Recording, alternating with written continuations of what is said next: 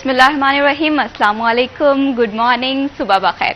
मैं हूं महविश हबीब, city eight 10 में खुश आमदीद। इस उम्मीद और दुआ के साथ कि आपके दिन का आगाज़ बेहतरीन हुआ होगा, बामकसद हुआ होगा और खूबसूरत हुआ होगा। कहते हैं दिन और ज़िंदगी को हम खूबसूरत बना सकते हैं, लेकिन उसके लिए हमें छोटी छोटी एफर्ट्स करने की ज़रूरत होती है। दूसरों को माफ़ करने की, दूसरों की गलतियों को नज़रअंदाज करने की, और सबसे ज़्यादा इम्पॉर्टेंट ये कि दूसरों से हसद हरगिज़ मत करें।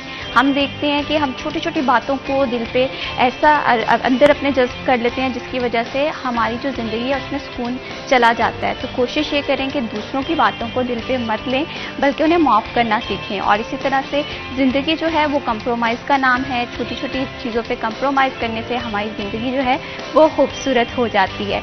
और इसके साथ साथ हसद, जो कि मैं समझती हूँ कि बहुत बुरी बात है। हम देखते हैं कि हम बहुत ज़्यादा हसद करते हैं अपनी ज़िंदगी में, किसी की अच्छी गाड़ी देखकर, किसी का अच्छा घर देखकर। तो तकसीम पर कभी हसद ना करें। कोशिश ये करें कि अपने गोल्स को अपने डेडिकेशन के साथ जो है अचीव करने की कोशिश करें। इस तरह से आपकी ज़िंदगी भी बेहतरीन होगी और ज़िंदगी खूबसूरत भी हो जाएगी। थोड़ी थोड़ी सी एफर्ट्स तो हमें भी करने की ज़रूरत है अपनी ज़िंदगी को बेहतर बनाने के लिए।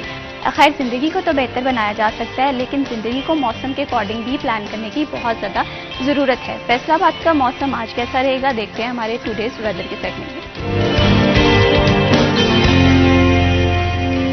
मरियम रज़ा हमारे साथ मौजूद हैं। मरियम रज़ा से हम पूछते हैं कि फैसलाबाद के वेदर के हवाले से क्या अपडेट्स हैं, बारिश होगी या नहीं, क्योंकि हब्स बहुत ज़्यादा है। जी मरियम, बताइएगा।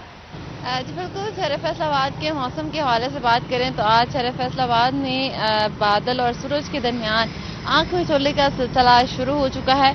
हल्की हवाएं भी चल रही हैं, जिसकी वजह से मौसम कदरे बेहतर महसूस किया जा रहा है।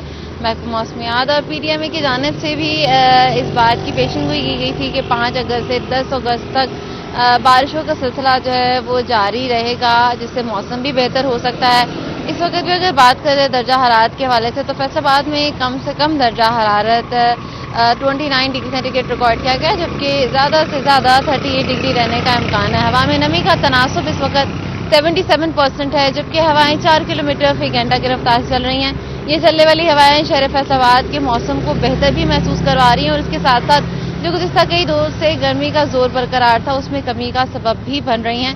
अगर इसके हवाले से बारिशों के हवाले से बात करें तो महकमा मौसमियात की जानिब से आज 30% चांसेस जो हैं वो दिए गए हैं बारिश के बारिश होगी। देखना यह है कि बारिश होती है या नहीं होती, लेकिन अगर बारिश की खुशखबरी सुनाई गई है तो वहीं फैसलाबाद में बादल भी अपना बसेरा करते हुए दिखाई दे रहे हैं। महकमा मौसमियात के मुताबिक जहां बारिश की पेशनगोई की गई है तो वहीं एहतियाती तदाबीर का मशवरा भी तिबी माहिरीन की जानिब से दिया गया है। उनका ये कहना है कि घर से गैर सफ़र के लिए बाहर ना निकलें। अगर आप निकलते हैं तो कोशिश करें कि 5 या 6 बजे के बाद निकलें, ताकि सूरज जो है वो ढल चुका हो और गर्मी की शिद्दत के अंदर कुछ कमी भी आ गई हो। अगर आप बाइक पे सफ़र कर रहे हैं और शदीद गर्मी भी है तो सर को ढांप कर करें, साथ साथ छतरी का इस्तेमाल करें, पानी का इस्तेमाल ज़्यादा से ज़्यादा करें ताकि अपनी एहतियात जो है वो कर सकें। जी बहुत शुक्रिया मरियम, तफसीलात से आगाह करने के लिए। बढ़ाते हैं प्रोग्राम को आगे। अब बात करते हैं उस मसले की जो 2019 से ज़ेरे बहस था। कुदरती कनेक्शंस पे पाबंदी आई थी। अब हुकूमत ने ये फैसला ख़त्म करने की जो है तजवीज़ दी है, लेकिन ये जो फैसला है कुदरती गैस पे कनेक्शंस नहीं दिए जाएंगे, बल्कि दरामदी गैस पर कनेक्शन जो हैं वो प्रोवाइड किए जाएंगे। क्या दरामदी गैस जो है वो आवाम की बोझ पे भारी होगी या ये आवाम के लिए सस्ता सोर्स है, इस पर बात करेंगे। लेकिन इस पर बात करने से पहले हमारे जो आज के खास मेहमान हैं उनका तारुफ करवा दूं। आज हमें स्टूडियो में ज्वाइन किया है सिटी 41 के सीनियर रिपोर्टर उमैर अस्मत ने। अस्सलाम वालेकुम। वालेकुम अस्सलाम। कैसे हैं उमैर? मैं ठीक हूँ, आप बताइए। अल्हम्दुलिल्लाह मैं बिल्कुल ठीक हूँ। उमैर, आज आप बहुत फ्रेश लग रहे हैं, मुझे लगता है कि दिन का आगाज बहुत अच्छा हुआ है। हाँ जी माशाल्लाह, आज मौसम कदरे बेहतर है, तो हबस जो है वो कुछ कम है, और उम्मीद की जा रही कि शायद आज से या कल से बारिशों का एक सिलसिला जो है वो फिर शुरू होगा। तो वो जो पिछले 1-2 रोज़ में गर्मी की शिद्दत में काफ़ी ज़्यादा इजाफा हो गया था, तो उम्मीद की जा रही है कि अगर बारिश होती है तो उससे मौसम जो है वो कदरे खुशगवार हो जाएगा। सफोकेशन के साथ साथ हमारी ज़िंदगी का दारोमदार मौसम पे भी काफ़ी ज़्यादा होता है। मौसम खुशगवार होता है तो इंसान की तबीयत जो है वो खुद ब खुद खुशगवार हो जाती है। उमैर अस्मत के साथ हमें ज्वाइन किया है सिटी 41 के रिपोर्टर फजील अहमद ने। अस्सलाम वालेकुम। कैसे हैं फजील? अल्लाह का शुक्र है। अल्हम्दुलिल्लाह मैं बिल्कुल ठीक हूँ। उमैर, सबसे पहले हम टॉपिक की तरफ आते हैं। हम देख रहे थे कि 2019 से ये फैसला किया गया था कि कुदरती गैस पे पाबंदी लगानी है। अब जो है वो दरामदी गैस जो है इस पे कनेक्शन दिए जाएंगे। आप इस फैसले को किस तरह से देखते हैं? बिस्मिल्लाहिर्रहमानिर्रहीम। शुक्रिया महविश। ये एक बहुत ही अहम टॉपिक है और आप देखें कि ये एक बेसिक ज़रूरत है। पाकिस्तान में सुई गैस के वाफिर ज़खायर मौजूद हैं और ये शहरियों के लिए ईंधन का सस्ता ज़रिया है। न सिर्फ शहरियों के लिए बल्कि कमर्शियल सतह पर, इंडस्ट्रियल सतह पर, सनती लेवल पे ये एक बहुत अच्छा और सस्ता ज़रिया ईंधन है। अब अगर आप दूसरे ज़राए को देखें तो वो इसके मुकाबले में बहुत ज़्यादा महंगे हैं। आप एलपीजी को देख लें जिस सिलेंडर में मिलती है, आप आरएलएनजी को देख लें, आप लकड़ी को देख लें, जलानी भी मुश्किल है, धुआं पैदा होता है, महंगी इससे ज़्यादा है। और भी कई ऐसे मुतबादल ज़राए ईंधन हैं जो कि महंगे हैं। अच्छा, इशू कहाँ पे होता है? 2019 से इस पर पाबंदी चल रही है।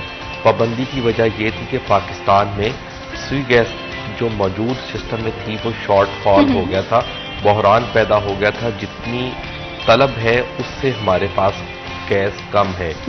एक दो तीन वजूहात ये थी। एक तो हमारे इदारों ने गैस के नए ज़खायर ढूंढने के लिए उस तरह से इकदाम नहीं किए।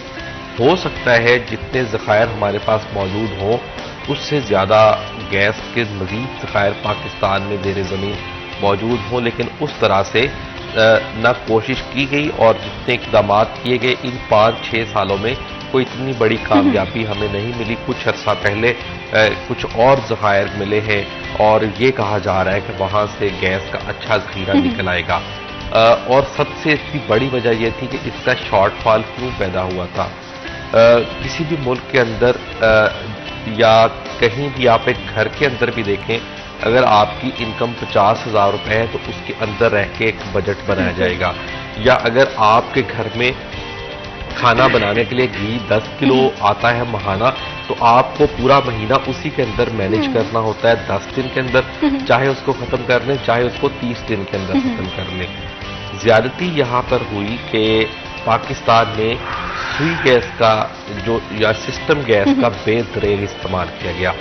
सबसे पहले जो इंडस्ट्रियल लेवल पे, उसके बाद फिर गाड़ियों की जो सीएनजी स्टेशन थे उनकी सूरत में ये नहीं देखा गया कि पाकिस्तान के पास कितने ज़खायर हैं, ये कितना अरसा चल सकते हैं और फिर उसके मुकाबले में हम इनका इस्तेमाल कैसे कर रहे हैं। मैंने अपने अक्सर नोटिस किया होगा कि हमारे यहाँ ये बात कोई गैस को लेकर नहीं है, हर शोबे में हम देखते हैं। जिस तरह से चीनी स्कैंडल सामने आया है, गंदम में भी हमने देखा, हम अपनी ज़रूरत को और जो वक्त का हमारे एक टाइम होता है, एक ड्यूरेशन होती है, उस चीज़ को हम नहीं मद्देनजर रखते हैं। तो आखिर कब हम इन चीज़ों से सीखेंगे? कहते हैं गलतियों से सीखना बहुत ज़्यादा ज़रूरी है, लेकिन मुझे लगता है कि हम बार बार गलतियाँ करते जा रहे हैं और से सीखना यहाँ पर गलती दर गलती होती है, गलती के ऊपर गलती होती है। चीनी का स्कैंडल पीटीआई दौर में भी आया था। उस वक्त के जो पॉलिसी साज थे या फैसला साज थे, उन्होंने इसी तरह की हरकतें करके मुल्क से चीनी बाहर भेजी, फिर उन शुगर माफिया को सब्सिडी दी गई, मुल्क में बहरान हुआ, कीमतें बढ़ी, फिर दोबारा इंपोर्ट की गई। यही कुछ अब हुआ है। लेकिन कोई नहीं पूछेगा इनसे, और ये पिछले 50-60 सालों से यही ऐसे होता चला आ रहा है। ऐसे ही वारदातें डाली जा रही हैं, अरबों रुपए की गेम्स इसी तरह हो रही हैं, इनको कोई पूछने वाला नहीं है। हम गैस की बात कर रहे थे, सीएनजी स्टेशन धड़ाधड़ लग गए। हुकूमत को सिर्फ ये हुआ कि उससे रेवेन्यू आ रहा था, लेकिन ये नहीं देखा गया कि गैस किस तरह से बर्बाद हो रही है। हालांकि मैं समझता हूँ जो शख्स गाड़ी ले सकता है वो पेट्रोल भी डलवा सकता है। उसी के साथ फिर इंडस्ट्रियल लेवल पे इसका इस्तेमाल किया गया।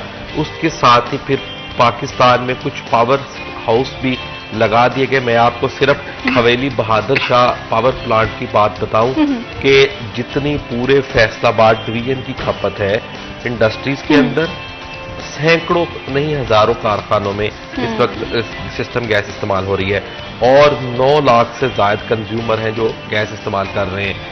उसके मुकाबले में जो हवेली बहादुर शाह पावर प्लांट है, उस अकेले की खपत जो है वो इस पूरे फैसलाबाद डिवीजन से ज्यादा है।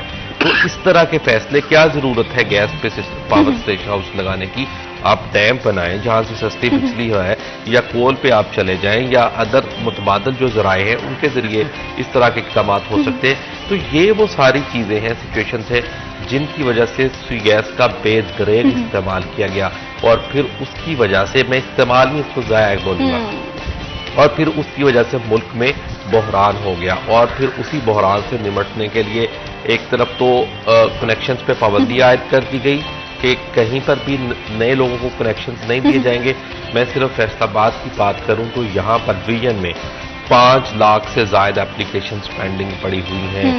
पिछले 10 साल 15 साल की एप्लीकेशन जो हैं वो पेंडिंग पड़ी हुई हैं कि जो लोग इस बात के मुंतज़िर हैं कि उनको गैस कनेक्शन फराहम किया जाए। लेकिन 2000 पहले स्टेप वाइज लग रहे थे, फिर उसके बाद 19 से तो वैसे मुकम्मल तौर पर पाबंदी लग गई।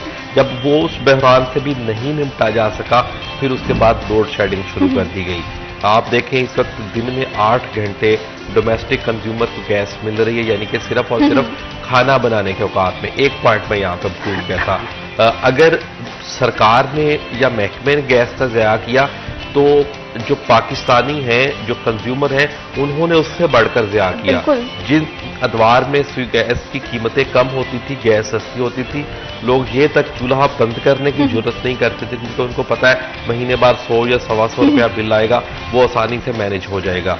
इस कौम ने भी कुदरती वसाइल को उतना ही बर्बाद किया है जितना कि इन फैसला साजों ने। बिल्कुल इसी तरह से उमर, मैं अक्सर कहती होती हूँ कि हम बहुत खुशकिस्मत हैं कि अल्लाह ताला ने हमें इतना प्यारा मुल्क दिया है। 4 मौसम है, कुदरती ज़राए हैं, हम देखते हैं कुदरती गैस है, यहाँ पर बेशुमार ऐसी नेमतें हैं जिसका हमें शुक्र अदा करना चाहिए। लेकिन हम इस चीज़ को उस तरह से वैल्यू नहीं करते, और फिर जब पानी सर से ऊपर गुजर जाता है और फिर हमें नेमतों का एहसास भी हो रहा होता है, कदर भी हो रही होती है।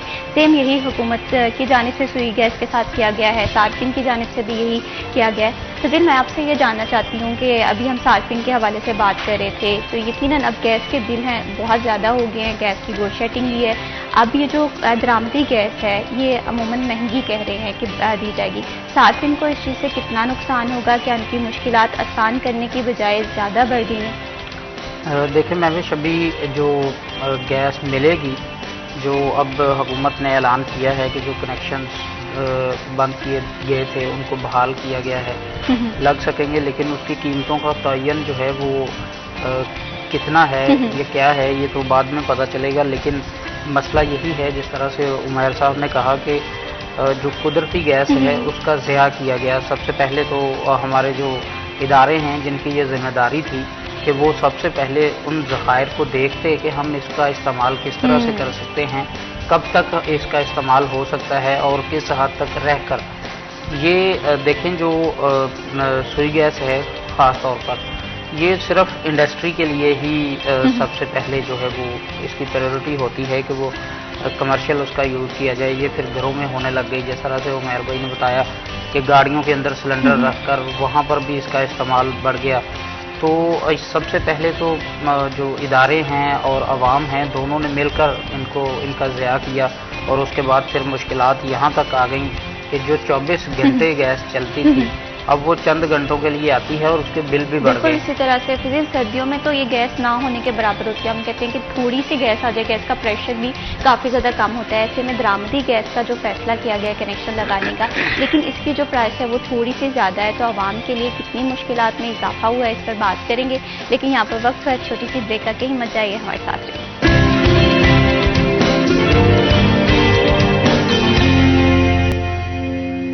सिटी एट 10 में वंस अगेन खुशामदीद। बात हो रही है कुदरती गैस की जो कनेक्शन से जिन पर पाबंदी लगाई गई थी, वो पाबंदी जो है गवर्नमेंट ने हटा दी है। लेकिन इसके साथ साथ अब कुदरती गैस की बजाय दरामदी गैस जो है वो आवाम को उसके कनेक्शन जो हैं दिए जाएंगे। लेकिन सवाल ये है कि कहा यह जा रहा है कि इसकी जो प्राइस है वो थोड़ी ज़्यादा है, जिसकी वजह से सार्फिन के जहन में भी ये सवाल आ रहा होगा, एक आम शहरी के जहन में भी ये सवाल आ रहा होगा कि जहाँ पर ज़रूरत ज़िंदगी की रिक्वायरमेंट को मीट करने के लिए आटा महंगा है, दालें महंगी हैं, चीनी जो है वो हम देखते हैं कि ना होने के बराबर है, तो ऐसे में सस्ती गैस जो है ये क्यों फराहम नहीं की जा रही है? तो फिर जैसे कि हम ब्रेक पे जाने से पहले बात कर रहे थे कि सार्फिन के लिए कितनी मुश्किलात हैं, और इसके साथ साथ ये भी बताइएगा कि क्या अभी कीमत का तयन किया गया है कि नए कनेक्शन जो हैं वो कब लगाए जाएंगे, क्या कीमत है, किस तरह से सारा मामला? देखिए मैं जिस तरह से उमैर भाई ने बताया है कि इस चीज़ का अभी तक कोई भी तयन जो है वो नहीं किया गया कितने कनेक्शंस लगेंगे, क्या कीमत होगी।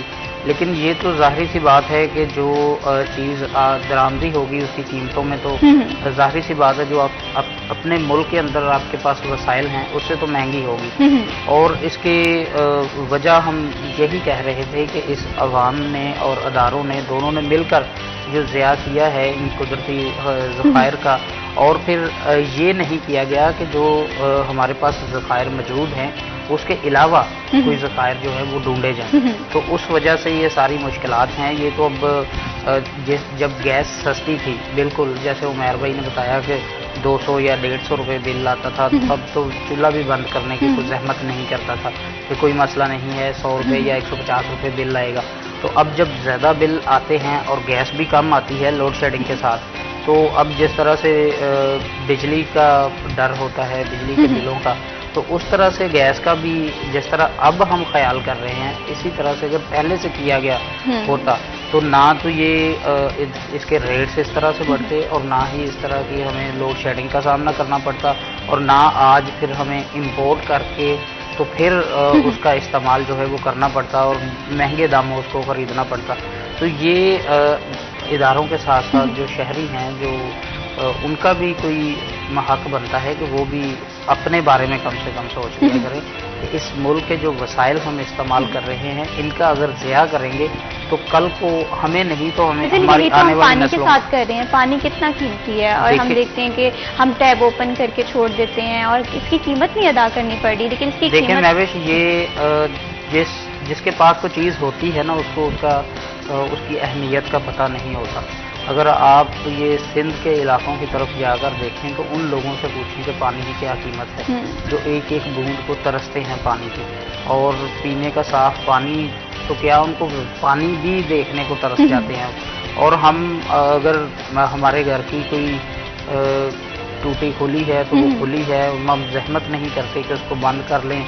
अगर कहीं पर भी रास्ते में जा रहे हैं को पब्लिक कोई अगर चीज़ है वहाँ पर भी पानी का ज़िया हो रहा है, कोई भी मतलब कि हमें उसकी अहमियत का नहीं पता। तो जिस तरह से वक्फे से बताया जाता है कि जी पानी की जो ज़ेरे ज़मीन सतह है वो कम होती जा रही है, तो इसका मतलब है कि पानी जो है उसकी भी कहीं ना कहीं पर आने वाले दिनों में हमें किल्लत का सामना करना पड़ सकता है। तो ये जो चीज़ें हमारे सामने होती हैं, अगर फ़र्ज़ करें जिस तरह से ये अब गैस है, जब इसकी किल्लत नहीं थी हमें अहमियत का नहीं पता था, अब जब किल्लत आई है तो इसकी अहमियत का भी पता चलने लग गया और ये भी हमें एहसास होने लग गया कि इसको किस तरह से इस्तेमाल करना है, किस तरह से इसको ज़ाया होने से बचाना है। तो पानी के लिए भी इसी तरह से है, हमें चाहिए कि जो हम कहीं पर भी अगर देखते हैं कि एक बूंद भी ज़ाया हो रही है तो उसको हम बचाएं। कुदरती वसाइल जो हैं इनकी हमें अहमियत का पता होना चाहिए कि अल्लाह ताला ने अगर हमारी ज़िंदगी में ये चीज़ें जो हमारी ज़रूरत की हैं हमें अता की हैं तो हम उनको ज़ाया ना करें बल्कि उनको संभाल कर बिल्कुल इसी तरह से वक्त रहते हमें अपने रिसोर्सेज का भी ख्याल रखना है। इसमें हुकूमत भी उतनी ही जिम्मेदार है, एक आम शहरी जो है वो भी इतना जिम्मेदार है। हुकूमत को भी चाहिए कि ऐसी पॉलिसीज़ बनाएं जिनका जो हल है या जो रिज़ल्ट है वो देर पा चले। तो फजील से तो मैंने जाना कि शहरियों के हवाले से क्या पॉइंट ऑफ व्यू रखते हैं, तो मैं उमैर आपसे ये जानना चाहती हूँ कि हुकूमत के इस फैसले का जो आप रिज़ल्ट देख रहे हैं क्या ये देर पा रहेगा या वक्ती तौर पर इस चीज़ को देखा गया, समझा गया और फ़ौरन से इम्प्लीमेंट कर दिया गया? देखें, ये तो अभी एक एक्सपेरिमेंट है, जब इसकी इम्प्लीमेंटेशन होगी उसके कुछ नताइज सामने आएंगे तो उसके बाद ही पता चल सकेगा इसका। अच्छा, एक दो चीज़ें थी शॉर्टफॉल पे हमने बात की, उसके बाद आप देखें कि इसमें सबसे पहले तो अभी अनाउंसमेंट कर दी गई है, लेकिन कितने कनेक्शंस मिलेंगे, किस लेवल पे मिलेंगे, इसका अभी कुछ तयन नहीं हो सका।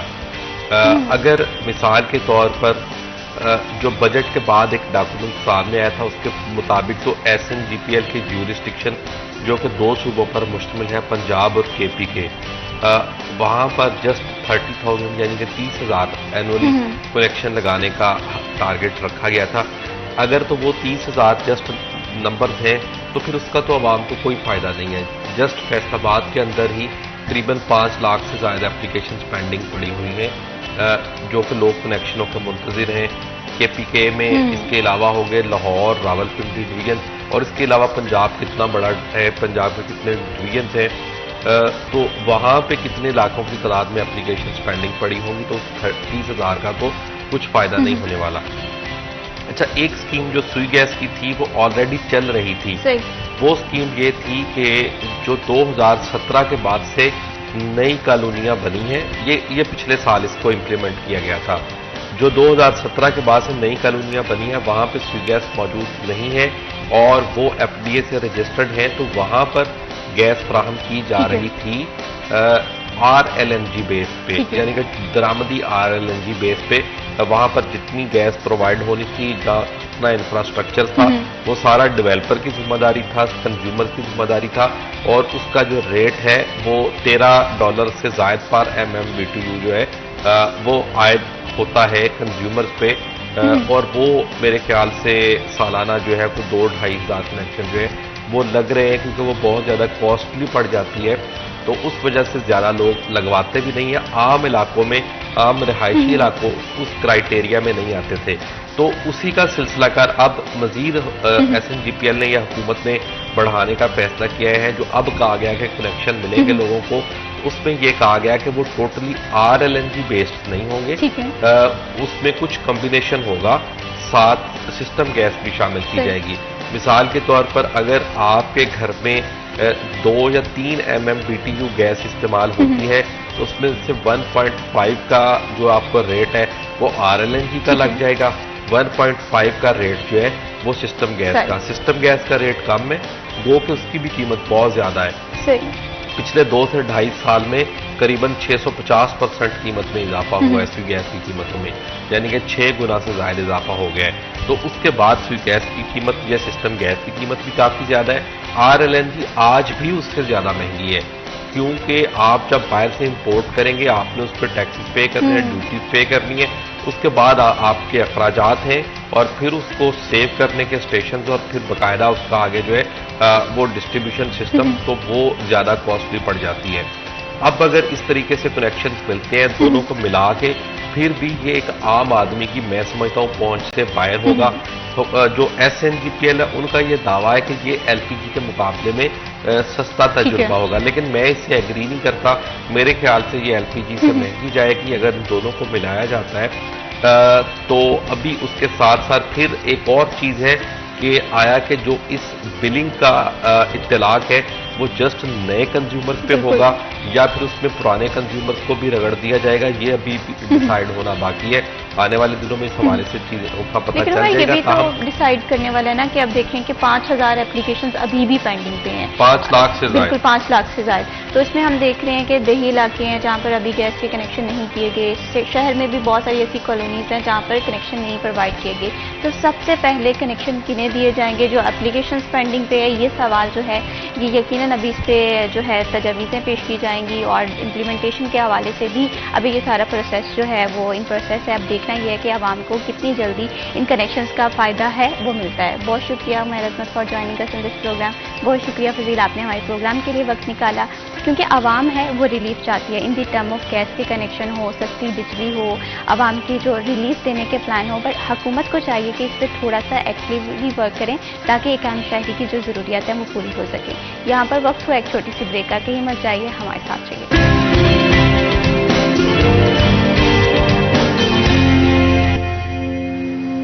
सिटी एट 10 में वंस अगेन खुशामदीद। सजना हर खातून का शौक होता है, और अक्सर हम देखते हैं कि हम अपने स्किन पे ऐसे ढेरों एक्सपेरिमेंट कर देते हैं जिससे हमारी स्किन ख़राब हो जाती है। और ख़ासकर अगर मानसून के हवाले से बात करें तो हम देखते हैं कि हमारी स्किन डल हो जाती है, क्योंकि डिहाइड्रेशन भी एक ऐसा मसला होता है। तो ऐसे में स्किन का ख्याल रखना आप सब लोगों के लिए बहुत ज़्यादा ज़रूरी है। तो इस चीज़ की अहमियत को हमने समझा और जाना, इसीलिए आज का हमारा जो प्रोग्राम है ये है कि अपनी स्किन का ख्याल कैसे रखा जाए। इस टॉपिक पर हम बात करेंगे, लेकिन टॉपिक पर बात करने से पहले हमारी जो आज की खास मेहमान हैं उनका तारुफ करवा दूं। आज हमें प्रोग्राम में ज्वाइन किया है मरियम नागरा ने, यंग इंटरप्रेन्योरशिप भी हैं और स्किन स्पेशलिस्ट भी हैं। अस्सलाम वालेकुम। वालेकुम अस्सलाम। कैसी हैं मरियम? जी मैं बिल्कुल ठीक हूँ, आप कैसी हैं? अल्हम्दुलिल्लाह मैं बिल्कुल ठीक हूँ। मरियम, सबसे पहले अगर बात करें तो आज के दौर में ना स्किन का ख्याल रखना बहुत मुश्किल हो गया है। एक तो कॉस्मेटिक इतना महंगा है और दूसरा स्किन केयर के प्रोडक्ट्स हैं वो भी काफ़ी ज़्यादा महंगे हैं। तो ऐसे में अपनी स्किन के ग्लो का ख्याल कैसे रखा जाए, किस तरह से स्किन को मेनटेन रखा जाए? क्वेश्चन बहुत अच्छा है। सबसे पहले ये कि महंगा या सस्ता ये मैटर नहीं करता। मैटर करता है कि आपकी स्किन के अकॉर्डिंग, स्किन टाइप के अकॉर्डिंग प्रोडक्ट्स होने चाहिए। अगर आपकी स्किन ड्राई है और आप कोई ऑयली वाले प्रोडक्ट यूज़ कर रहे हैं तो वो जितने भी महंगे हैं वो आपको ग्लो नहीं देंगे, बल्कि आपकी स्किन का डिजास्टर कर देंगे। तो यही बेहतरीन वे है, क्योंकि मेकअप महंगा है या स्किन केयर महंगा, उसका रीज़न ये है कि ज़्यादातर लोग जो हैं वो इम्पोर्टेड प्रोडक्ट यूज़ करना पसंद करते हैं और उनको लगता है क्योंकि ये एक्सपेंसिव है तो ये बहुत अच्छे होने वाले हैं। बट क्योंकि डॉलर रेट जो है वो फ्लक्चुएट करता है इन्फ्लेशन की वजह से, डॉलर की वजह से, और वो एक्सपेंसिव हो जाते हैं। इसीलिए बेहतर है कि आप अपनी पाकिस्तानी क्लाइमेट के according skin care brand choose करें, मेकअप चूज करें, वो आपको ज्यादा बेनिफिशियल होगा और वो उतना एक्सपेंसिव भी नहीं होगा। लेकिन इसके साथ साथ मेरी स्किन टाइप्स होती हैं और एक आम इंसान के लिए, अब मुझे नहीं पता कि मेरी स्किन टाइप किस तरह से है। फॉर एग्जांपल मुझे थोड़ा बहुत आइडिया होगा कि मेरी स्किन थोड़ी सी ऑयली है, मेकअप ज़रा केकी हो जाता है, तो ऐसे में मुझे किस तरह से अपनी स्किन का ख्याल रखना है, और वो लोग जिनकी स्किन ड्राई है वो कौन से प्रोडक्ट्स जो हैं यूज़ कर सकते हैं, या कोई ऐसी होम रेमेडी जो कि हम अपनी ज़िंदगी में शामिल कर सकें। ओके महविश, क्वेश्चंस बहुत ज़्यादा हैं। सबसे पहले तो स्किन टाइप का आइडिया आप खुद ले सकते हैं। आपको गूगल, चैट जीपीटी, ये सारे हेल्प कर सकते हैं। मैं आपको हेल्प आउट कर सकती हूँ। अगर आपकी स्किन पे सुबह उठ के ऑयल नहीं आता तो आपकी स्किन ड्राई है, अगर टी जोन एरिया पे ऑयल आ रहा है मतलब कि कॉम्बिनेशन है, और अगर हर वक्त ऑयली रहती है तो वो ऑयल, उसके अकॉर्डिंग फिर आप प्रोडक्ट चूज कर सकते हैं। और रही बात होम रेमेडीज की, तो मैं उसको थोड़ा सा डिस्करेज करती हूँ, क्योंकि टमाटर और सब्जियां ये सारी खाने वाली चीजें होती हैं। अगर आप खाएंगे तो ज्यादा बेनिफिट्स देंगे, अगर आप लगाएंगे तो वो भी हम जैसे किसी एक्सपर्ट से लेके लाइक प्रॉपर जिसका पीएच लेवल बैलेंस हो, ऑलरेडी एक प्रोडक्ट आपकी स्किन के अकॉर्डिंग हो, आपसे वो यूज करें। ठीक है। और मैं अक्सर देखती हूँ कि बहुत सारे लोग नाइट क्रीम का इस्तेमाल करते हैं। ठीक है, स्किन ग्लो के लिए हम ऐसे मार्केट में ढेरों सीरम्स हैं जो हम यूज़ करते हैं। क्या ये स्किन के लिए बेनिफिशियल्स होते हैं या स्किन को उल्टा खराब कर रहे हो? नहीं, अच्छे होते हैं, करने चाहिए। केयर तो हर एज ग्रुप के लिए, हर स्किन टाइप के लिए बहुत जरूरी है, तो सबको करना चाहिए। अगेन वही बात कि अगर एक प्रोडक्ट आपकी स्किन के अकॉर्डिंग है, आपका जो मर्जी एज ग्रुप है, आप उसको यूज करें, वो बेनिफिट ही देगा। ठीक है। और एक आजकल कॉमन इशू आपने भी देखा होगा, बीइंग अ स्किन एक्सपर्ट, हम देखते हैं कि हमारे पोर्स ना बहुत जल्दी ओपन हो रहे हैं, जिसकी वजह से ब्लैक हेड बन जाते हैं, वाइट हेड्स बन जाते हैं। तो स्किन पे जो ग्लो आ भी रहा होता है, हम कॉस्मेटिक्स भी यूज़ कर रहे होते हैं, नाइट क्रीम्स भी यूज़ कर रहे होते हैं, लेकिन उसका असर ये सारी चीज़ें जो हैं ओवरलैप कर देती हैं। तो इन सब चीज़ों का हल क्या है? ओके, पोर्स इस वजह से होते हैं क्योंकि हम लोग एक्सफोलिएशन नहीं करते, हम लोग क्लिनजिंग नहीं करते। अब अगर मेरी आपकी बात की जाए तो हम उस फील्ड से हैं कि हमें रोज मेकअप करना पड़ता है, लेकिन हम उसको उस तरह से क्लिनजिंग नहीं करते। जब मेकअप हम रिमूव नहीं करेंगे तो वो हमारे पोर्स में जाएगा, पोर्स क्लॉग होंगे, उसकी वजह से सेवरल इश्यूज आएंगे। लाइक आपका ओपन पोर्स की वजह से व्हाइट हेड, ब्लैक हेड, फिर वो एक्ने कॉज करेगा, पिंपल, फिर वो स्पॉट्स, और वो सारे लीडिंग इश्यूज जो हैं वो ओपन पोर्स की वजह से होते हैं। इसलिए अपनी स्किन के अकॉर्डिंग एक अच्छा सा क्लेंजर पकड़ें, एक एक्सफोलिएटर जिसको हम स्क्रब बोलते हैं, ठीक है, वो ले लें, मास्क ले लें, बस। ठीक है। और स्क्रब पे भी थोड़ी सी अगर बात करूं कि अमूमन क्या करती हैं लड़कियां, वो हर रोज़ स्क्रब कर रही होती हैं, लेकिन ये चीज़ इतनी नुकसानदेह है कि हम हर रोज़ स्क्रब नहीं कर सकते। तो स्क्रब करने का सही तरीका क्या है? आप वीकली एक्सफोलिएट करें अपनी स्किन को। ठीक है जी, एक क्लिनजिंग आप कर सकते हैं अल्टरनेट डे पे, एक दिन बाद आप क्लिनजिंग कर सकते हैं, क्योंकि वो जेंटल होती है। अगर आपको एक्सफोलिएशन करनी है, वो लोग जो मेकअप करते हैं या जो वर्किंग लेडीज हैं जिनको पोल्यूशन का सामना करना पड़ता है इस तरह से, वो आप वीकली स्क्रब करें। अगर आप घर में है तो कोई मसला नहीं है, आप 10 डेज के बाद स्क्रबिंग करें। ठीक है, मस्ट भी है, लेकिन वही बात, वो ओवरलैप और ओवरडोज जो है वो तो फिर खराब करेगा आपकी स्किन। बिल्कुल, स्किन का ख्याल रखना बहुत ज़्यादा ज़रूरी है, और हम अक्सर अपनी रूटीन में इतने बिजी होते हैं कि हम स्किन का ख्याल इस तरह से नहीं रख सकते। फिर एट दी एंड उसके कॉन्सिक्वेंसेज जो हैं वो हमें बाद में नज़र आते हैं। स्किन के ख्याल रखने के लिए हमें डाइट भी जो है उससे भी काफ़ी ज़्यादा फोकस करने की ज़रूरत है। इसी के साथ साथ कॉस्मेटिक्स का इस्तेमाल, मैं ये समझती हूँ मरियम, आप पता नहीं इस बात पे एग्री करती हैं कि नहीं, कि जितना ज़्यादा लिमिटेड होगा उतनी ज़्यादा हमारी स्किन ग्लो करेगी। और सेकंड जो क्वेश्चन मैं आपसे करना चाह रही हूँ कि हमारे यहाँ जब भी स्किन केयर के हवाले से बात होती है तो हम सोचते हैं कि सिर्फ फेस की स्किन केयर होती है, हमारे हाथ पाँव की स्किन केयर करना भी बहुत ज़्यादा ज़रूरी है। तो किस तरह से हम अपने जो हाथ हैं या मैनिक्योर पेडिक्योर हम देख रहे हैं कि ये करवाना हम भूल जाते हैं, तो किस तरह से हाथ पाँव की खूबसूरती का ख्याल रखा जाए? बहुत ज़्यादा ज़रूरी है। स्किन फेस पे कुछ ना कुछ हम लोग लगा रहे होते हैं, फेस पे हम लोग फेस वॉश कर रहे होते हैं, हम लोग हाथ और पाँव को उस तरह से केयर नहीं कर रहे होते, तो ये बहुत ज़्यादा ज़रूरी है। मैं बहुत इंकरेज करती हूँ, बल्कि मुझे अच्छा लगता है, जो मेरे पास इनबॉक्स में क्यूरीज आती हैं तो वो मुझे बोलती हैं कि हैंड एंड फीट के लिए अगर आप कुछ बताएंगे तो मुझे बहुत अच्छा लगता है, मैं इंकरेज करती हूँ। तो आपको एक मॉइस्चराइजर, ठीक है, अगर आपको कोई वाइटनिंग प्रोडक्ट नहीं चाहिए, लोगों को ये एक मिसकंसेप्शन कह सकते हैं कि अगर आप वाइटनिंग प्रोडक्ट लगाएंगे तो आपके हाथ और पाँव अच्छे होंगे, ऐसा बिल्कुल भी नहीं है। अगर आप अपनी स्किन को हाइड्रेट रखते हैं, जो कि लोशन, मॉइस्चराइजर, अगर आप मॉइस्चराइज करके सोते हैं दिन में 2 दफा भी अगर आप लगाते हैं तो आपके हाथ और पाँव बहुत अच्छे हो जाएंगे।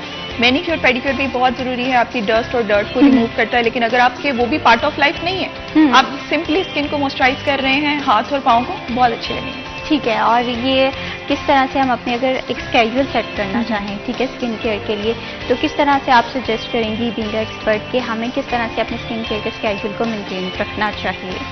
ओके, आप नाइट में मॉइस्चराइजर लगा लें और 1 दफा डे में लगा लें, दैट्स एनफ।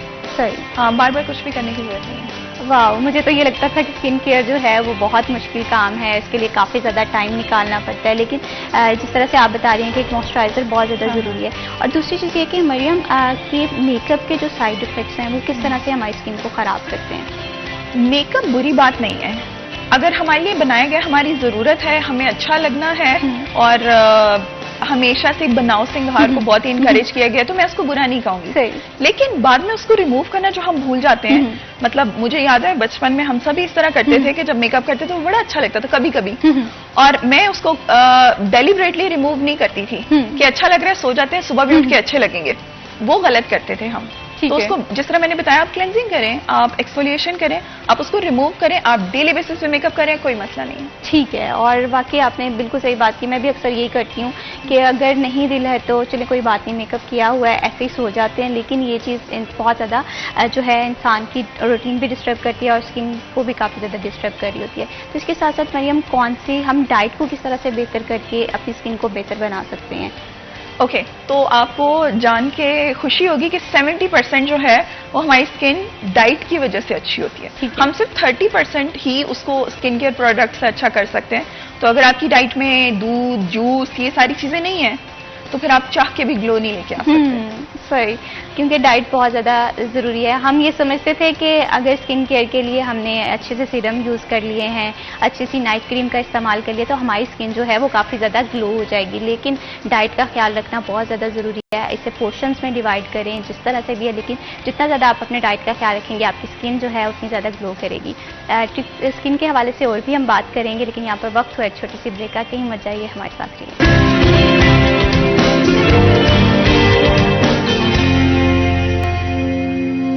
सिटी एट 10 में वंस अगेन खुश आमदीद। स्किन केयर के हवाले से हम बात कर रहे थे और आजकल स्किन केयर करना बहुत ज़्यादा मुश्किल है, और एक चीज़ जो है वो कॉमन इश्यूज हम सब में देख रहे हैं कि एक्नी बहुत जल्दी आ जाती है। तो एक्नी को दूर करने के लिए हम डिफरेंट प्रोडक्ट्स तो यूज़ करते हैं, लेकिन असल वजूहात क्या होती हैं, उन वजूहात को समझना बहुत ज़्यादा ज़रूरी है। तो मरियम, मैं आपसे ये जानना चाहती हूँ कि एक्नी के इश्यूज़ जो हैं वो अक्सर यंग गर्ल में ज़्यादा हैं। इवन 16 से अबव हम देखें 17-18 ईयर्स की गर्ल्स में एक्नी ज़्यादा होती है और वो काफ़ी देर तक चलती है। तो मेजर इश्यूज़ क्या हैं, रीजंस क्या हैं? वो पुबर्टी इश्यूज होते हैं, हार्मोनल चेंजेस की वजह से, जो हम टीनेज एक्ने बोलते हैं, और वो आप मेडिसिन से भी ट्रीट कर सकते हैं, लेकिन क्लीन ईटिंग हैबिट्स भी बहुत ज़्यादा मैटर करती हैं और अच्छे प्रोडक्ट्स भी बहुत ज़्यादा मैटर करते हैं। सही। और जो उसके बाद हम देखते हैं कि जैसे 25 साल से ज़ायद ख़वातीन है उम्र की, वहाँ पर भी हम देखते हैं कि एक्नीज़ के इश्यूज़ आ रहे हैं, तो उसके पीछे क्या रीज़न हो सकते हैं? उसमें हमारी अपनी गलतियाँ होती हैं।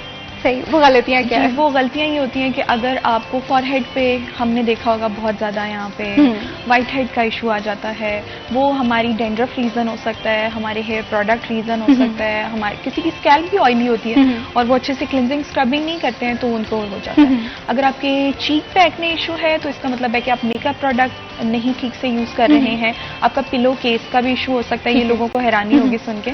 उसके बाद अगर आपको चिन एक्ने है तो वो हार्मोनल इशू भी हो सकता है। सही। और इससे दूर करने के लिए हमें क्या क्या एहतियात करनी चाहिए, किस तरह से हम बेहतर कर सकते हैं अपनी स्किन को when it comes to acne?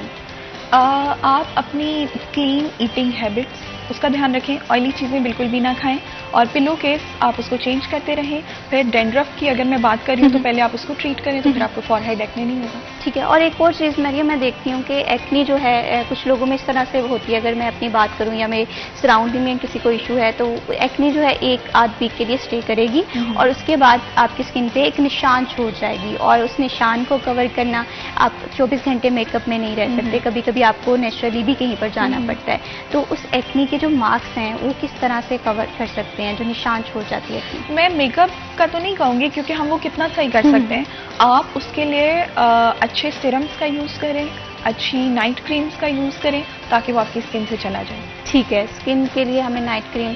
लेकिन मरियम, अगर आजकल आप देखें कि फार्मूला क्रीम्स बहुत आई हुई हैं और हर खातून जो है वो सोचती है कि फार्मूला क्रीम लगाएंगे 1 से 2 दिन में हमारा जो रंग गोरा है, ये जो रंग गोरा करने का क्रेज़ है ये सबको है, लेकिन जल्दी गोरा करना, तो ये फार्मूला क्रीम्स कितनी स्किन के लिए नुकसानदेह हो सकती है? बहुत ज़्यादा, जितना आप सोचें उतनी ज़्यादा। मैं अभी नाम तो नहीं लूँगी जाहिर है, लेकिन मेरे पास इनबॉक्स में बहुत ज़्यादा लेडीज़ आती हैं जो कहती हैं कि हमने 1 वीक ये क्रीम यूज़ की थी और आप देखें कि 1 वीक में उनके स्किन का इतना बुरा हाल हो जाता है कि मुझे फिर उनको 3 to 4 मंथ्स का प्रॉपर ट्रीटमेंट देना पड़ता है। ठीक है। ताकि हम उसके जो स्किन बैरियर होता है उसको रिपेयर करें, क्योंकि ऐसी जो क्रीम्स होती हैं वो आपका स्किन बैरियर जो है वो ख़त्म कर देती हैं। फिर आपकी स्किन इतनी सेंसिटिव हो जाती है, इतनी एक्ने प्रोन हो जाती है कि आपको मेकअप भी सूट नहीं करता। तो इसके लिए अगर कोई मतलब ये अगर किसी को ये मसला आ गया है कि ठीक है उसने नाइट क्रीम यूज़ की है और बहुत तवातुर से की है कि 1-1, 2-2 महीने, इवन कि कुछ लोग तो ऐसे भी हैं जो मेरे जानने वाले हैं जो 6-6 महीने से ये क्रीम यूज़ कर रहे हैं, तो फिर फ़ौरन से इसका हल मुमकिन है? क्योंकि आपकी स्किन लेयर एक दफ़ा डैमेज हो जाती है तो उसके बाद उसे दोबारा उसकी असली हालत में लेकर आना एक बहुत बड़ा टास्क होता है। उसके लिए अगर आप कुछ, और मैं इस तरह के लोगों को कहती हूँ कि आपने मेरी भी कोई क्रीम यूज़ नहीं करनी है, आपने कोई सीरम यूज़ नहीं करना, क्योंकि अभी आपको सिर्फ नुकसान होगा। आप अपने स्किन के अकॉर्डिंग सनब्लॉक या सनस्क्रीन यूज़ करें 6 मंथ तक, ताकि आपका स्किन बैरियर रिपेयर हो। फिर उसके बाद हम आपका नेचुरल इंग्रेडिएंट वाली जो हमारी क्रीम एंड सीरम है, फिर हम उनसे जो है उनका ट्रीटमेंट करते हैं। ठीक है। अभी आपने बात की है सन ब्लॉक के हवाले से, तो मुझे भी याद आया कि मार्केट में ऐसे बेशुमार सन ब्लॉक हैं जो कि केमिकल वाले हैं, तो हमें नहीं पता चलता कि हमें कौन सा सन ब्लॉक जो है इस्तेमाल करना चाहिए। तो सन ब्लॉक से वाकई क्या स्किन जो है वो इफ़ेक्टिवली हम जो है टैन से बच सकते हैं? ऐसे बेशुमार जो मसले मसाइल हैं, तो एक सही सन ब्लॉक का जो चूज़ है या सिलेक्शन है वो किस तरह से कर सकते हैं? अब वो भी यही बात है स्किन के अकॉर्डिंग।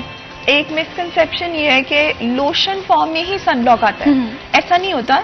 सनब्लॉक की 2 टाइप्स होती हैं। ये बात खैर काफ़ी लंबी हो जाएगी, तो आप अपनी स्किन के अकॉर्डिंग देखें। अगर ऑयली स्किन है तो हम उसको लोशन वाला सनब्लॉक कैसे यूज़ करवा सकते हैं? वो तो और ज़्यादा चिपचिपाहट और ज़्यादा जो है वो sebum production which can lead open pores and acne and so on and on.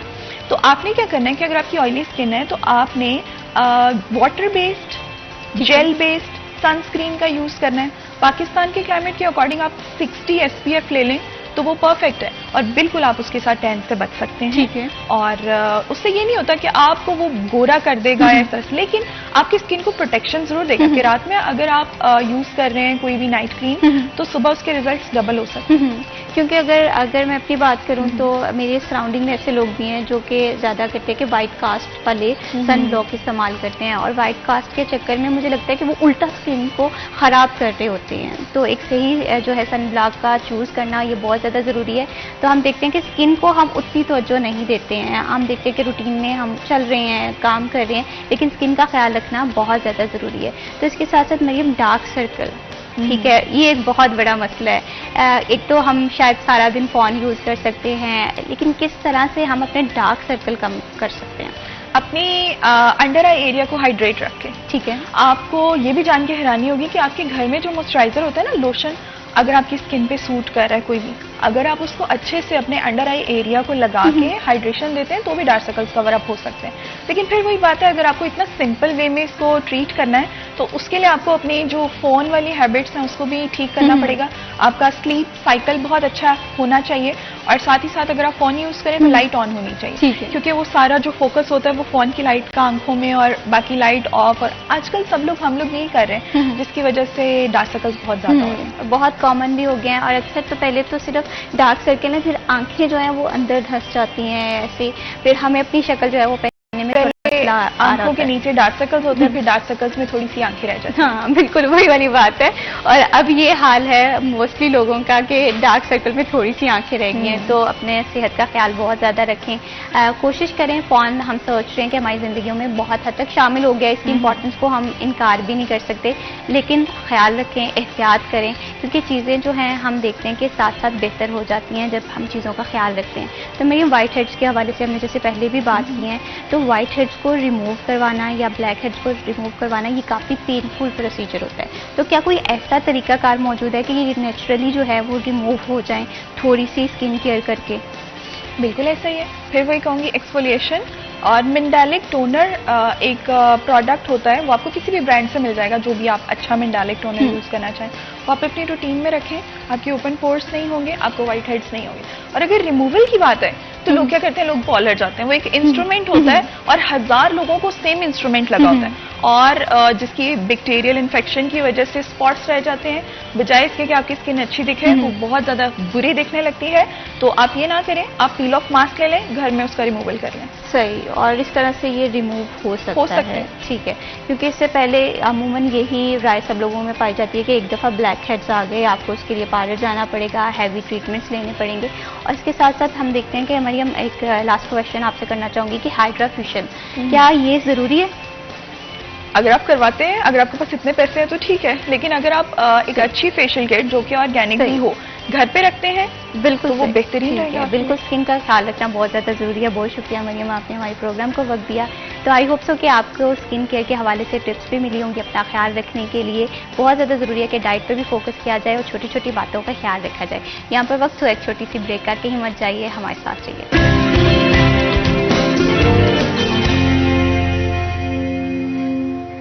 City eight 10 में वंस अगेन खुश आमदीद। बढ़ाते हैं प्रोग्राम को आगे और अब बात करते हैं कि सब्जियां और चिकन जो है आज के रेट्स क्या हैं। और मैं ये समझती हूँ कि हमें रोज़ाना के रेट्स के हवाले से हाव नाव होनी चाहिए। एक तो ये है कि हमें पता चल जाता है कि प्राइस किस तरह से, और दूसरा ये कि हम बहुत ज़्यादा बाहर जब मार्केट में जाते हैं तो ज़्यादा प्राइस देने से भी बच जाते हैं। तो देखते हैं कि आज सब्जियाँ और चिकन किस भाव बिक रहे हैं हमारे आज के भाव सेगमेंट में।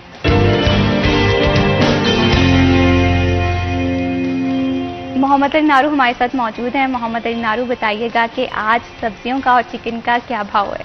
फैसलाबाद मार्केट कमेटी की जानिब से बरोज बुध की रेट लिस्ट जारी कर दी गई है। ब्रायलर मुर्गी का गोश्त महंगा हुआ है। सब्जियों की कीमतों में भी रद्दोबदल देखा गया है। फलों की कीमतें मुस्तहकम रही हैं। अगर कीमतों का जायजा लिया जाए तो ब्रायलर मुर्गी का गोश्त 14 रुपये इजाफे के बाद 548 रुपये से बढ़कर 562 रुपये फी किलो हो गया है। मार्केट में 580 रुपये के लगभग बेचा जा रहा है। इसके साथ साथ फार्मी अंडा 1 रुपये महंगा होता 280 रुपये से बढ़कर 281 रुपये फी दर्जन हो गया है। आलू 84 रुपये मार्केट में जो रेट है वो मुकर्रर किया गया है, लेकिन जो फरोख्त किया जा रहा है वो 90 रुपये फी किलो में किया जा रहा है। प्याज 2 रुपये इजाफे के बाद 60 से 62 रुपये, मार्केट में 70 रुपये। और टमाटर 10 रुपये कमी के बाद 88 रुपये से कम होकर 78 रुपये, मार्केट में 90 रुपये। अदरक चने की कीमत बगैर रद्दोबदल के 420, मार्केट में 450। लहसन हरनाई 245 रुपये, मार्केट में 250 से 300 रुपये फी किलो फरोख्त किया जा रहा है। सब्ज मिर्च की कीमत बगैर रद्दोबदल के 80 रुपये, मार्केट में 100। फूल गोभी की कीमत बगैर इजाफे के 145, मार्केट में 180। बंद गोभी 100 रुपये, मार्केट में भी 100 रुपये में दस्तियाब है। टिंडे 190, मार्केट में 200 रुपये। और घिया कद्दू 175, मार्केट में 200 रुपये। बैंगन 80, मार्केट में 150। खीरे 95, मार्केट में 100 रुपये। मटर की कीमत 200 रुपये, 250 रुपये और मार्केट में 270 से लेकर 300 रुपये फी किलो में दस्तियाब है। पालक 85, मार्केट में 90। और शिमला मिर्च 190 रुपये, मार्केट में 200 रुपये। और भिंडी तोरी की जो कीमत है वो 145 रुपये मुकर्रर की गई है, मार्केट में 150 में बेची जा रही है। गाजर चाइना 95 रुपये, मार्केट में 100 रुपये। और अरबी की कीमत 85 रुपये, मार्केट में 110 से लेकर 120 रुपये तक फरोख्त की जा रही है। फलों की कीमतों का जायजा लिया जाए तो सेब गाचा की कीमत बगैर रद्दोबदल के 200 रुपये, मार्केट में 250। केला अपनी साबिका कीमत पर कायम रहता हुआ 140 रुपये, मार्केट में 150। आम चौंसा अव्वल 250 रुपये कीमत मुकर्रर की गई है, 300 रुपये। अमरूद 85 रुपये, मार्केट में 200 रुपये। और आलू बुखारा अपनी साबिका कीमत पर कायम रहता हुआ 180, मार्केट में 200। खुबानी जो मोटी है 210 रुपये कीमत मुकर्रर की गई है और मार्केट में 250 रुपये में फी किलो में बेची जा रही है। मजमूई तौर पर कीमतों का जायजा लिया जाए तो ब्रायलर मुर्गी का गोश्त महंगा हुआ है। सब्जियों की कीमतों में भी रद्दोबदल देखा गया है। फलों की कीमतें साबिका मुस्तहकम रही हैं। जी बहुत शुक्रिया मोहम्मद नारू फॉर तफसीलात के लिए आगाह करने के लिए। बढ़ाते हैं प्रोग्राम को आगे और अब बात करते हैं स्टडी अब्रॉड के हवाले से। मैं ये समझती हूँ कि स्टडी अब्रॉड एक ड्रीम के साथ साथ एक हैवी इन्वेस्टमेंट है अपने ड्रीम्स को फुलफिल करने के लिए, और ऐसे में आपका सही कोर्स चूज़ करना, सही यूनिवर्सिटी में एडमिशन लेना, और इसके साथ साथ कौन कौन सी कॉम्प्लिकेशंस आ सकती हैं जब हम इंटरनेशनली किसी यूनिवर्सिटी में अप्लाई करना चाह रहे होते हैं, या एक डॉक्यूमेंटेशन कंप्लीट करने का एक सिलसिला होता है, तो इन सब की इन्फॉर्मेशन होना बहुत ज़्यादा ज़रूरी होता है। तो यही वजह है कि आज हम बात करेंगे कि स्टडी अब्रॉड के लिए किन किन चीज़ों का ख्याल रखने की ज़रूरत है, कितनी कॉस्ट लगती है, कौन सी गलतियाँ जो हैं हम नहीं करेंगे जब वीज़ा अप्लाई करना है। तो इस टॉपिक पे बात करने से पहले जो हमारी आज की खास मेहमानन का तारुफ करवा दूँ। आज हमने प्रोग्राम में ज्वाइन किया है महानूर सरवर ने, मैनेजिंग डायरेक्टर हैं next step consultants private limited की। अस्सलाम वालेकुम। वालेकुम। कैसी हैं महानूर आप? मैं बिल्कुल ठीक है। बहुत शुक्रिया महानूर कि आपने हमारे प्रोग्राम के लिए वक्त निकाला। तो सबसे अहम सवाल कि राइट कंसल्टेंट्स को चूज़ करना क्यों ज़रूरी है और किस तरह से हम पहचान कर सकते हैं? ओके, सबसे पहले कंसल्टेंट से ज़्यादा जो चीज़ मैटर करेगी वो इंडिविजुअली काउंसलर्स करेंगे। ऑब्वियसली जब आप किसी पर्टिकुलर कंसल्टेंट के पास जाते हैं, उनका एक नाम बना होता है, तो उस हवाले से हमें काफ़ी हद तक आइडिया हो जाता है कि ये हमें किस तरह से गाइड करेंगे। ये एक काम ऐसा है जो कि रेफरल पे चलता है ना, एक स्टूडेंट जाता है, एक दोस्त को बताता है कि अच्छा तुम भी इधर से आ जाओ एंड ऑल। और लेकिन कंपनीज के अंदर भी आपको पता है काउंसलर्स चेंज होते रहते हैं। खैर, जैसे एक मुल्क के नीचे एक नेशन होती है, इसी तरह एक कंसल्टेंट के नीचे उसके काउंसलर्स होते हैं। काउंसलर्स का प्रॉपरली ट्रेंड होना बड़ा ज़रूरी होता है। ज़रूरी इन द सेंस एक तो इंफॉर्मेशन के लिहाज से, और दूसरा बैकग्राउंड और प्रॉब्लम्स के लिहाज से। द डिफरेंस बिटवीन, आज का बच्चा देखें बहुत ज़्यादा एकेडमिकली कॉम्पिटेंट है, हमारे बच्चे को सब कुछ पता है, हर चीज़ हमारे फ़ोन पे है, हर चीज़ हमारे कंट्रोल में है, और you just have to go, आप चैट जीपीटी कर लेते हैं, आप गूगल पे चले जाते हैं और आपको सारी इन्फॉर्मेशन मिल जाती है। तो फिर एक रेगुलर स्टूडेंट में और एक काउंसलर या कंसल्टेंट में क्या फ़र्क है? फ़र्क है एक्सपीरियंस का। जब एक पर्टिकुलर स्टूडेंट जो है वो जाके ऑनलाइन रिसर्च करता है या उसके ऊपर वर्क अराउंड करता है, तो वो एक बच्चे के लिहाज से देख रहा है। जो कंसल्टेंट है उसने अगर 100 बच्चा भेजा है तो उसे 100 बच्चों का एक्सपीरियंस है, 100 तरह की इसको प्रॉब्लम्स आई, उसने वो रिजॉल्व की, तो he has now set boundaries कि यार ये भी नहीं करना, ये भी नहीं करना और ये भी नहीं करना। ठीक है, ये ऐसी है जैसे अभी हम लोग बात कर रहे थे कि जब आप रिक्रूटमेंट कर रहे होते हैं रिसर्च मास्टर्स के लिए, तो हम लोग 9 महीने पहले अपनी रिक्रूटमेंट बंद कर देते हैं, क्योंकि हमें पता है कि it's first come first serve basis. अब जो बच्चा है जिसके हाथ में ऑफर लेटर आ गया है, उसको ये लग रहा है कि मैं अगस्त में भी डिपॉजिट कराऊंगा तो मैं सितंबर इनटेक पकड़ लाऊंगा, लेकिन ऐसा होता नहीं है। सो अब काउंसलर का काम सिर्फ आपका एडमिशन करवाना नहीं है, काउंसलर का काम और बहुत सारी चीज़ों पे गाइड करना है। सबसे पहले तो रियलिस्टिक एक्सपेक्टेशंस। हमारी मॉडर्न वर्ल्ड में when everybody wants to go abroad, बहुत सारी वो इट्स लाइक चकाचौंध है बाहर की दुनिया की, हम लोग कुछ चीज़ों को अंडरस्टैंड नहीं करते। हमारे पास स्टूडेंट्स आ रहे हैं या अदरवाइज भी स्टूडेंट्स आपस में बात करते हैं, सब कुछ आसान हो, सब कुछ आसान हो। सबसे इम्पॉर्टेंट बात तो आप देखें ये है कि हिजरत मुश्किल होती है। बिल्कुल, ये हमारा दीन कहता है कि हिजरत मुश्किल होती है, हिजरत से रिस्क में बरकत आती है, लेकिन हिजरत मुश्किल होती है। तो ये एक्सपेक्टेशन कि हम बाहर जाएंगे और सब बहुत अच्छा होगा या सब बहुत अच्छा होना चाहिए, वो अनरियलिस्टिक है, वो हो ही नहीं सकती है जब उसके बारे में हमारे दीन ने ही कह दिया कि it is very important in terms of मुश्किलात आनी है।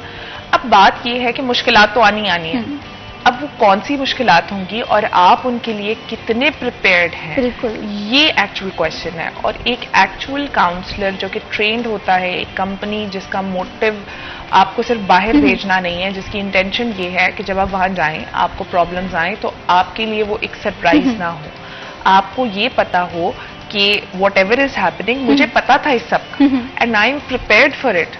लाइक अगर लिविंग कॉस्ट इतनी आनी है तो मुझे पता था, अगर मुझे जॉब इतने टाइम के बाद मिलनी है तो मुझे पता है, मैं इतना रिजर्व लेके गया हूँ, मुझे परेशान होने की जरूरत नहीं है। ये सिर्फ आपको एक ऑनेस्ट और एक्सपर्ट काउंसलर ही बता सकता है। ये बहुत ज़्यादा ज़रूरी है। आपने देखा होगा कि अगर कोई स्टूडेंट है, फॉर एग्जांपल हम यूके के एग्जांपल ले लें, उसने एक यूनिवर्सिटी में एडमिशन लिया है, उसका वीज़ा आ गया है और वो यूके ट्रैवल कर चुका है, लेकिन यूनिवर्सिटी की एनरोलमेंट फ़ी है ये नहीं बताया जाता, जिसकी वजह से स्टूडेंट के पास वहाँ पर उस तरह से रिसोर्सेज नहीं होते, वो मैनेज करते हुए बहुत मुश्किल आती हैं। तो राइट कंसल्टेंट्स को चूज़ करना बहुत ज़्यादा ज़रूरी होता है। और इसके साथ साथ मानो जिस तरह से अभी हम बात कर रहे थे कि हिजरत आसान नहीं है, एक स्टूडेंट को जब वो इंटरनेशनली ट्रैवल कर रहा है, वो यूके हो, वो कनाडा हो, ऑस्ट्रेलिया हो, कौन कौन से मुश्किलात का सामना करना पड़ सकता है ताकि वो पहले ही प्रिपेयर रहे?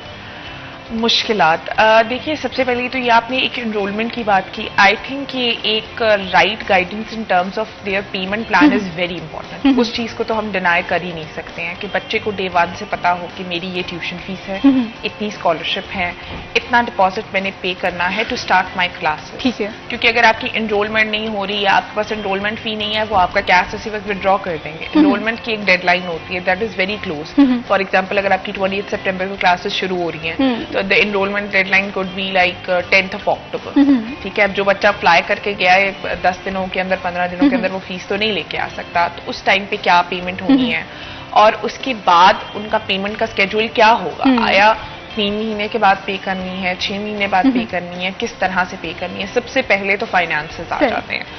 उसके बाद जो सेकंड चैलेंज स्टूडेंट्स फेस करते हैं, that is in terms of job finding. ठीक है, सम ऑफ देम गेट वेरी क्या उसको बोलते हैं, एंशियस भी कि जी हमें जॉब नहीं मिल रही, हमें 1 हफ्ता हो गया है को, हमें 1 महीना हो गया है को। आई थिंक इसकी प्लानिंग प्री हैंड की जाती है, that is in terms of location. और मैं आजकल चूंकि हमारा हॉट प्रोडक्ट चल रहा है UK, everybody is talking about UK, but let's not go only to UK, around the globe आप कहीं पे भी जा रहे हैं, it is very important that the student is picking up the right location. ठीक है।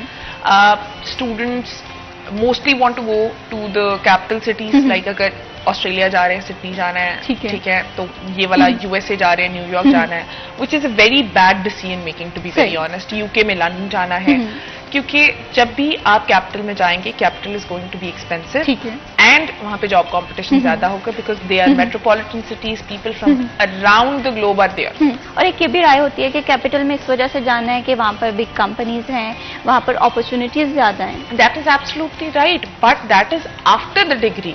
ड्यूरिंग योर डिग्री आप देखें, सिर्फ एक स्वीडन वाहिद कंट्री है जहाँ पे आप फुल टाइम काम कर सकते हैं। उसके अलावा पूरी दुनिया में यू हैव अ टाइम बार कि आप 20 आवर्स पर वीक काम कर सकते हैं। अब बड़ी कंपनी आपको रखेगी नहीं। क्यों नहीं रखेगी? क्योंकि उनको जो भी बंदा चाहिए उनको फुल टाइम चाहिए। अब जब आप फुल टाइम काम ही नहीं कर सकते अपनी वीजा कंडीशन के ऊपर, तो वो आपको जॉब नहीं देंगे। सो लेट्स सपोज आप अपनी यूनिवर्सिटी के लिए न्यूयॉर्क नहीं जाते, हम न्यू जर्सी चले जाते हैं, and you go there and you are doing your degree there. आप इंटर्नशिप्स करते हैं ड्यूरिंग दैट पीरियड, आपको रीजनेबल इंटर्नशिप्स मिल जाएंगी, लेकिन अल्टीमेटली डिग्री खत्म होने के बाद आप बेशक न्यूयॉर्क चले जाएं, ठीक है। ड्यूरिंग द डिग्री तो आपको गूगल हायर नहीं कर रहा, it is not happening, because Google को वो बंदा चाहिए जो उन्हें 40 आवर्स पर वीक दे। ये रियलिस्टिक एक्सपेक्टेशन है। एक यही एक बड़ा इंपॉर्टेंट पॉइंट भी बन जाएगा कि बच्चों को क्या पता होना चाहिए। बच्चों को ये पता होना चाहिए कि जब वो जाएंगे तो वो मीनियल जॉब्स करेंगे, वो ब्लू कॉलर जॉब्स करेंगे, जो कि नॉर्मली पूरी दुनिया में सारे स्टूडेंट्स करते हैं, सिर्फ इंटरनेशनल स्टूडेंट्स नहीं करते।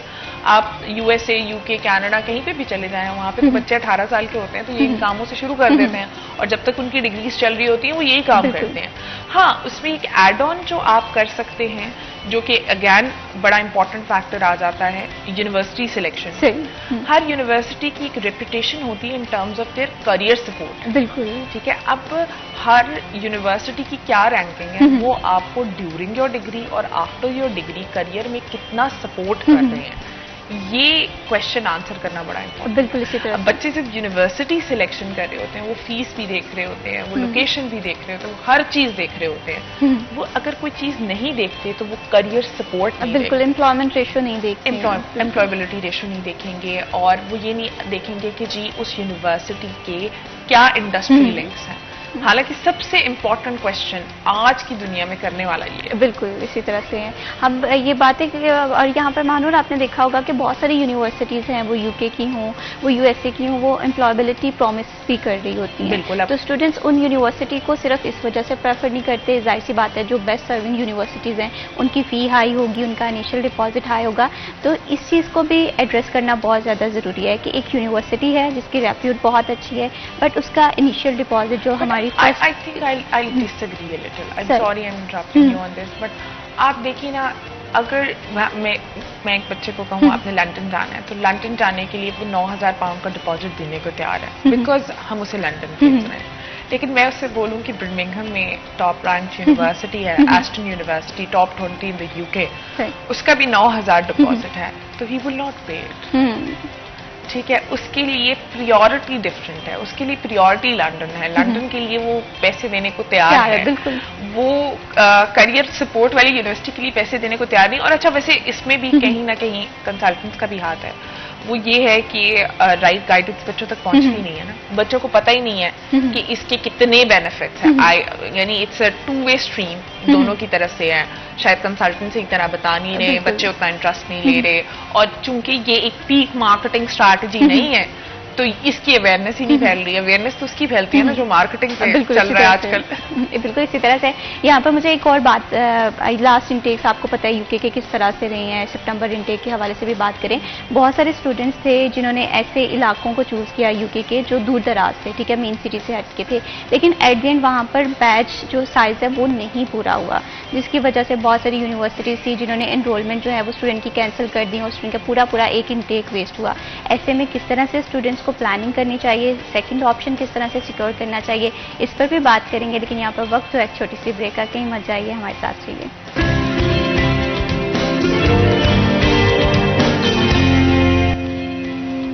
सिटी एट 10 में वंस अगेन खुश आमदीद। स्टडी अब्रॉड के हवाले से हम बात कर रहे थे कि स्टूडेंट जब भी स्टडी अब्रॉड के लिए सोचते हैं या बैरून मुल्क तालीम के लिए जाना चाहते हैं, तो ऐसे बेशुमार से डाउट्स और क्वेरीज एक स्टूडेंट के माइंड में होती हैं, उन्हें दूर करना बहुत ज़्यादा ज़रूरी होता है। और अगर आजकल के हवाले से बात करें तो प्रोफिशिएंसी लेटर जो है उसने इंग्लिश टेस्ट की जगह ले ली है, और ऐसे में स्टूडेंट के जहन में क्वेश्चन आता है कि अगर वो प्रोफिशिएंसी लेटर पर अपना एडमिशन ले रहे हैं बगैर इंग्लिश टेस्ट के, तो क्या उनका एम्बेसी इंटरव्यू आएगा या नहीं आएगा। और ये फोबिया एक स्टूडेंट के जहन में रहता है जब तक उसका वीज़ा नहीं आता। तो मेरा सवाल आपसे ये है मानूर कि किस तरह से हम इस चीज़ का तयन कर सकते हैं कि एक स्टूडेंट का एम्बेसी इंटरव्यू आएगा या नहीं आएगा। अच्छा, इस सवाल को मैं जवाब दूंगी, बट उससे पहले मैं एक दो छोटे छोटे पॉइंट्स ऐड करना चाहूँगी। सबसे पहले तो मेरे जवाबों का कहीं पे भी ताल्लुक इस बात से नहीं है कि मैं MOI को सपोर्ट करती हूँ, तो ना मैं उसके अगेंस्ट हूँ, ना मैं उसे सपोर्ट करती हूँ। इट्स जस्ट अ फैसिलिटी जो कि यूनिवर्सिटीज ने दी हुई है स्टूडेंट्स को। बट दूसरा पॉइंट मेरा ये है कि जो स्टूडेंट एम्बेसी इंटरव्यू से इतना ज्यादा डर रहा है, आई थिंक उसको कंसिडर करना चाहिए कि वो या तो कोई इंग्लिश टेस्ट दे दे या अपने आप को प्रिपेयर कर ले फॉर एन एम्बेसी इंटरव्यू। क्योंकि आप देखिए, आप डरते हैं बिकॉज यू थिंक दैट कोई कमी है कि अगर आ गया तो शायद मैं परफॉर्म नहीं कर पाऊंगा। परफॉर्म क्यों नहीं कर पाऊंगा? क्योंकि शायद मेरी इंग्लिश स्किल्स वीक हैं। तो अगर कहीं ना कहीं आपके दिमाग में ये बात आ रही है बार बार, तो I think you should invest a little. कोई नहीं कह रहा कि आप इंग्लिश टेस्ट ही कर लें, लेकिन आप अपनी स्पोकन इंग्लिश में इन्वेस्टमेंट कर सकते हैं। आप अपनी इंटरव्यू प्रिपरेशन के पर्सपेक्टिव से इन्वेस्टमेंट कर सकते हैं कि आप टाइम दें। आपने जब अपना एडमिशन प्रोसेस शुरू किया, आपको पता है कि आपको लग रहा है आप वीक है, आपको डर लग रहा है, तो आप अपनी इंटरव्यू की प्रिपरेशन तब से शुरू कर लें। होता एक बहुत बड़ा मसला ये होता है कि बिल्कुल एंड पे जाके ना, जब ईमेल आ जाती है ना एम्बेसी की, बच्चे तब तैयारी करना शुरू करते हैं। ये भी एक बहुत नेगेटिव एस्पेक्ट है। कंसल्टेंट्स भी नहीं इसको करते हैं। हम लोग भी नो डाउट अपने सोशल मीडिया प्लेटफॉर्म्स के ऊपर मेंशन करते हैं कि कौन सी यूनिवर्सिटीज इंटरव्यू नहीं ले रही हैं, लेकिन इसका हरगिज मतलब ये नहीं है कि आप प्रिपेयर ना हो। दैट इज जस्ट कि एक ईज ऑफ प्रोग्राम होता है कि बच्चे को पता है कि जी यहाँ पे मेरा इंटरव्यू नहीं है तो मेरा एक्सपेडाइटेड प्रोसेस हो जाएगा, मैं ये इंटेक पकड़ सकूंगा, you know, all those things. अब now coming back to the actual question कि MOI अगर ना हो तो MOI हो उसकी वजह से एम्बेसी इंटरव्यू होता है या नहीं, तो ऐसा कुछ भी नहीं है। पिछले 1-1.5 साल में तो मेरा एक्सपीरियंस ऑनेस्टली ये रहा है कि मेरे IELTS वाले बच्चों के इंटरव्यूज आए हैं, तो आई डोंट थिंक सो इस पे हम जनरलाइज कर सकते हैं। इंग्लिश अगर यूके की हम बात कर लें तो यूके VI के परस्पेक्टिव से उनका 10 मार्क्स की वेटेज है, 10 पॉइंट्स की वेटेज है फॉर देयर कास्ट, बट वो मीट हो जाती है जब MOI के साथ भी, क्योंकि यूनिवर्सिटी असेसमेंट उसके अंदर आ जाती है। सो आप देखेंगी कि जो यूनिवर्सिटीज इंटरव्यू नहीं ले रही हैं वो इंग्लिश टेस्ट ले रही हैं, और जो इंग्लिश टेस्ट नहीं ले रही हैं वो फिर इंटरव्यू ले रही हैं। तो कहीं ना कहीं ये वाली कंडीशन यूनिवर्सिटी एक और सवाल आता है कि मानो जिन यूनिवर्सिटीज का कंप्लायंस चेक थोड़ा सा स्ट्रांग नहीं है, तो मेजोरिटी ये भी कहती है कि शायद उन स्टूडेंट्स के इंटरव्यूज ज्यादा आते हैं। अच्छा, compliance check is not the problem. Yes, कह भी सकते हैं, लेकिन आई थिंक ऑनेस्टली स्पीकिंग देखें 2024 में ना, जनवरी 2024 में अगर हम यूके की स्पेसिफिकली बात करें तो यूके वीआई ने वीजास किए थे लेट। उसके अंदर कुछ पर्टिकुलर यूनिवर्सिटीज थी, I will not take the name. उसके बाद यूके वीआई ने 12 से 13 यूनिवर्सिटीज को अंडर रिव्यू किया। अब जब अंडर रिव्यू डाला, सबके वीजास भी लेट हुए, तो I think this was common knowledge for every student. एक तो पाकिस्तानी स्टूडेंट्स डर बहुत गए उसके बाद, और सितंबर 2024 में तो बच्चों ने यूके फिर अप्लाई नहीं किया, यूरोप वगैरह में अप्लाई करते रहे कि शायद वहाँ से कोई बेहतर हमें ऑप्शन मिल जाए। बट एक्चुअली बात ये थी कि उसके बाद जब बच्चों ने दोबारा अप्लाई करना शुरू किया तो उन्हीं रिव्यू वाली यूनिवर्सिटीज में डालना शुरू किया। अभी भी रिसेंटली जो बच्चों के कैस्ट और कोर्सेज के इश्यूज आए हैं वो उन्हीं यूनिवर्सिटीज के साथ आए हैं जो कि यूकेवीआई के साथ रिव्यू में चल रही थी। अब कोई भी यूनिवर्सिटी रिव्यू में क्यों जाती है? रिव्यू में compliance is a reason, but it's not the direct reason. Direct reason ये होता है कि उस यूनिवर्सिटी के बच्चे बहुत ज्यादा विड्रॉल में गए होते हैं, यानी बच्चे गए, लो एनरोलमेंट थी लेट्स से, ठीक है, और यहाँ से कैश डिपॉजिट दिया, वहां पे जाके एनरोलमेंट का या कंसल्टेंट ने बताया नहीं, या खुद पता नहीं, या पता है लेकिन इरादा ही नहीं था कि वहां पे जाके अपनी एनरोलमेंट की फीस दे, और एनरोल नहीं कराया। अब वो बच्चे विड्रॉ हो गए।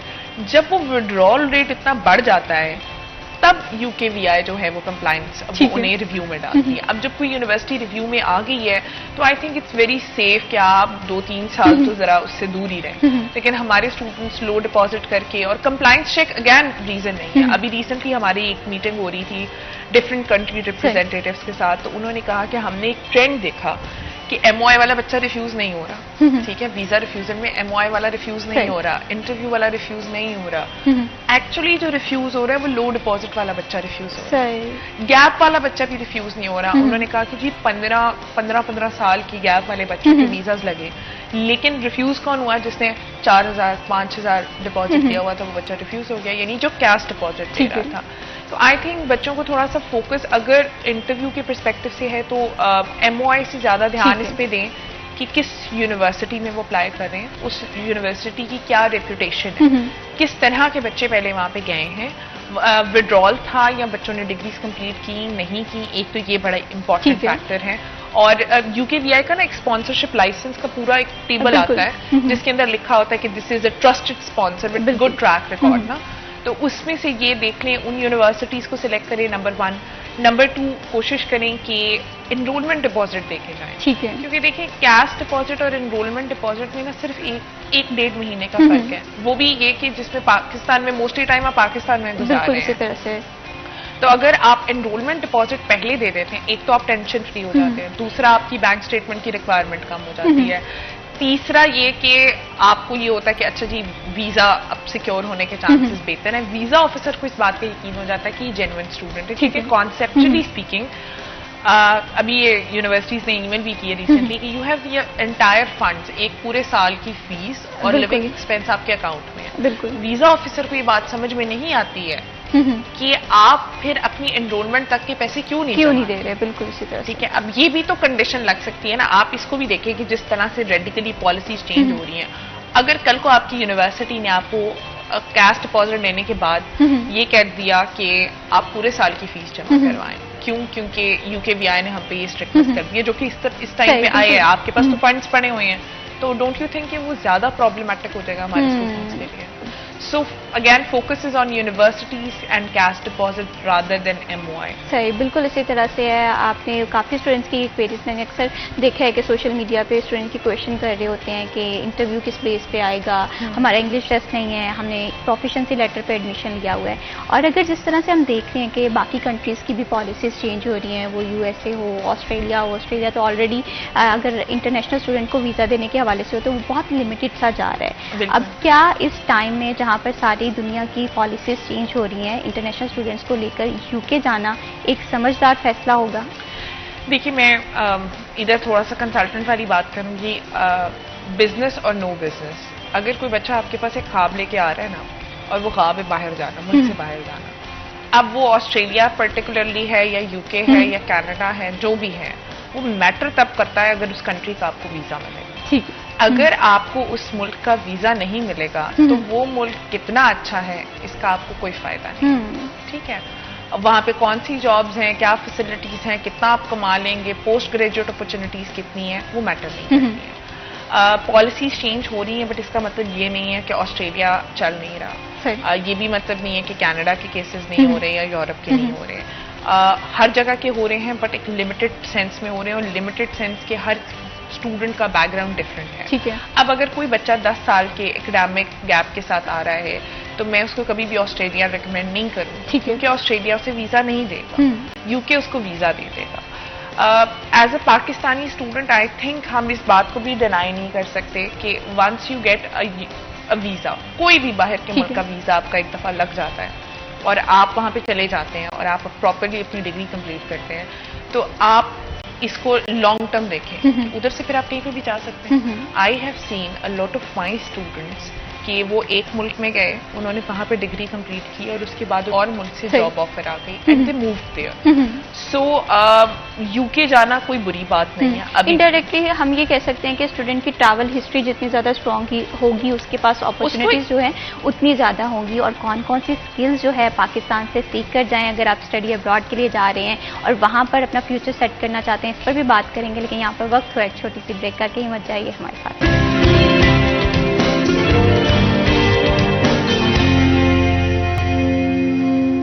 सिटी एट 10 में वंस अगेन खुश आमदीद। सालगिरह का दिन बहुत ही इम्पॉर्टेंट होता है और हमारे नाज़रीन हमारे लिए हमेशा से इम्पॉर्टेंट होते हैं। आपकी सालगिरह को हम शामिल करेंगे सिटी एट 10 में। उसके लिए आपको थोड़ी सी एफर्ट करनी पड़ेगी। स्क्रीन पर आपको एक व्हाट्सएप नंबर नज़र आएगा, उस पर आप अपनी डेट ऑफ बर्थ के हवाले से अपनी बर्थडे डेट, अपने पिक्चर्स या वीडियोज़ जो आप अपने भेजना चाहते हैं वो शेयर करें, तो आपकी बर्थडे हम शामिल करेंगे सिटी एट 10 के प्रोग्राम में। और इसी तरह से आज मोहम्मद राशिद जो हैं वो सालगिरह मना रहे हैं। सबसे पहले देखते हैं ये clip. Happy birthday to you. Happy birthday, happy birthday, happy birthday to you. Happy birthday to you. Mohammad Rashid को सिटी एट 10 की पूरी टीम की जानिब से बर्थडे की ढेरों ढेरों मुबारकबाद। आपकी ज़िंदगी का हर दिन इसी तरह से खुशियों से महकता रहे। और इसी के साथ साथ प्रोग्राम को बढ़ाते हैं आगे, और हम बात कर रहे थे स्टडी अब्रॉड के हवाले से। तो मैं देख रही हूँ कि नेक्स्ट स्टेप कंसल्टेंसी जो प्राइवेट लिमिटेड है, ये बहुत अच्छा काम कर रही है। स्टूडेंट को अवेयर करना बहुत ज़्यादा ज़रूरी है, और राइट चॉइस, राइट यूनिवर्सिटी बहुत ज़्यादा इंपॉर्टेंट है, जिस तरह से हम ब्रेक पे जाने से पहले भी बात कर रहे थे। तो मानूर, मैं आपसे ये जानना चाहती हूँ कि नेक्स्ट स्टेप प्रेस्टीज जो है ये क्या चीज़ है, किस तरह से आप लोग स्टूडेंट के लिए इनिशिएटिव ले रहे हैं? अच्छा, सबसे पहले तो next Prestige is a brand under next consultancy. ठीक है। और ये भी हमने इसे रिसेंटली लॉन्च किया है। It is a premium product, ठीक है, जिसका फोकस है टॉप 100 यूनिवर्सिटीज पे। सो बच्चों को जो फीलिंग आती है कि जी हम कंसल्टेंट के पास गए तो अब ये हमें भेजेंगे अपनी पैनल वाली यूनिवर्सिटी में, वो वाला कॉन्सेप्ट ही खत्म। ठीक है। So it is about any top 100 universities around the globe. ठीक है। आप देखें, मैं तो खुद इस बात की बहुत स्ट्रांग बिलीवर हूँ कि जो यूनिवर्सिटी है ना, वो डिसाइड करती है आपका वीजा सक्सेस रेट। तो अगर आप यूनिवर्सिटी ऑफ टोरंटो में एडमिशन लेके बैठे हुए हैं तो कनाडा का ऐसा हो नहीं सकता आपका वीजा ना लगे। ठीक है, आई अंडरस्टैंड कुछ बेसिक चीजें, बैकग्राउंड चेक्स और बहुत सारी चीजें बीच में आ जाती हैं। Visa is a complex matter, guarantee नहीं दी जा सकती है, लेकिन जितनी बड़ी यूनिवर्सिटी होती है उतनी आराम से वीजा लग जाता है, ये हम सब अंडरस्टैंड करते हैं। तो वो यूनिवर्सिटी, वो कंट्रीज जो हमें वीजा भी नहीं भी दे रही या वीजा रिस्ट्रिक्शंस हैं, लिमिटेशंस हैं, उधर भी अगर आप टॉप रैंक यूनिवर्सिटी में एडमिशन लेंगे, इसकी एक एग्जांपल ऑस्ट्रेलिया है। आपको याद होगा ऑस्ट्रेलिया ने 2 साल पहले अपनी पॉलिसीज चेंज की, अपनी यूनिवर्सिटीज को टीयर्स में डिवाइड किया। तो आप जब ग्रुप ऑफ 8 की यूनिवर्सिटीज में जाते हैं तो वीजा कितना आराम से मिल जाता है आपको। इसी तरह अराउंड द ग्लोब है। अब प्रेस्टीज का फोकस, एक तो सबसे पहले प्रेस्टीज को सेपरेटली लॉन्च, काम हम कंसल्टेंट्स में भी उसी तरह से कर रहे हैं, लेकिन प्रेस्टीज को सेपरेटली लॉन्च करने के 2-3 रीजन हैं। एक रीजन ये कि स्टूडेंट को ये पता हो कि अब जब मैं कंसल्टेंट के पास जा रहा हूँ अंडर नेक्स्ट प्रेस्टीज, तो nobody is going to tell me a name of their partner institution. Number 2, हम सेकंड टीयर यूनिवर्सिटीज में डील नहीं करेंगे। नंबर 3, प्रेस्टीज की गाइडेंस जो है वो बहुत पहले से शुरू हो जाती है, क्योंकि हमारा गोल जो है वो टॉप 100 है। तो top 100 does not only require आपका CGPA या आपके OA लेवल्स के ग्रेड्स या आपकी इंटरमीडिएट के ग्रेड्स। प्रेस्टीज मांगता है, यानी ऐसी यूनिवर्सिटीज आपका एक proper internship, extra curricular SATs और इस तरह की चीजें आपकी प्रोफाइल में मांगता है, तो प्रोफाइल बिल्डिंग इज ठीक वेरी है। इंपॉर्टेंट। तो when you are coming to Prestige, आप हमारे पास आते हैं कोई साल पहले, ताकि हम आपको असिस्ट कर सकें ठीक इन है। Your profile building. हमारे पास डिफरेंट इंटर्नशिप अपॉर्चुनिटीज हैं, we collaborated with a variety of companies in Pakistan where we will assist students in getting paid internships, even unpaid, जहाँ पे relevant होगा depending on कि आगे उनकी career की क्या projections हैं. So they will go there for internship that will be included in their profile. Volunteer work. So it's a collective form of building your career. So we start with mostly obviously we'll start with undergraduate students. तो FSC और A levels के level पे you come to us, you sit with us, you decide कि ये मेरी aspiration है, ये मेरा करियर गोल है, ये मैंने करना है आगे जाके, तो उस पर्सपेक्टिव से मुझे कौन सी यूनिवर्सिटी सूट करती है, उनको फिल्टर करके, अच्छा अब इन यूनिवर्सिटीज का क्राइटेरिया क्या है। एक तो आपका एकेडमिक क्राइटेरिया कि जी इतने आपके परसेंटेज होनी चाहिए, ये इतने ग्रेड्स होने चाहिए। उसके साथ अगर आप यूएस में जा रहे हैं तो आपको एसएटी का ये स्कोर चाहिए। अब एसएटी आपके पास कम होना चाहिए उसको अप्लाई करने के लिए, कि अर्ली एडमिशन अगर आप अप्लाई करते हैं सक्सेस रेट थोड़ा सा बढ़ जाता है, तो अर्ली एडमिशन के हिसाब से आपकी डेडलाइन क्या है और आपने कितना मार्जिन रखना है कि अगर खुदा न खास्ता फर्स्ट अटेम्प्ट में आपका वो स्कोर नहीं आता जो आपकी ड्रीम यूनिवर्सिटी का है, तो you have time to prepare and take another test. ठीक है, वो वाली कंडीशन आ गई। उसके बाद third KG they ask for a personality where you have exposure on a practical level as well. तो internships आ गई, volunteer work आ गया, उसकी अपॉर्चुनिटीज स्टूडेंट्स को गाइड करना। बहुत सारे हमारे स्टूडेंट्स को तो आपको पता ही नहीं होता चीजों का, तो उनको बताना कि ये कंपनीज अवेलेबल हैं, यहाँ पे आप अप्लाई करें, उनके इंटरव्यूज लाइन अप करना, उन्हें उन इंटरव्यूज के लिए प्रिपेयर करना। And then comes in the entire admission process, क्योंकि जब इन यूनिवर्सिटीज के लिए अप्लाई करें तो इनका ऑफर लेटर वैसे नहीं आता जैसे आजकल हमारी पार्टनर इंस्टीट्यूशंस का आता है। सो obviously they have to apply, write very extensive essays, statement of purpose, बहुत extensive होता है, different होता है, it's very unique, एक set format के तहत नहीं चलता। So you are identified on your uniqueness। ठीक है, तो हम उस सारे में आपको गाइड करते हैं, उसमें ग्रूम करते हैं, डेवलप करते हैं, उसके अंदर चीजें बिल्ड करने का। So it's a journey that the student spends with us over a period of 1.5 years।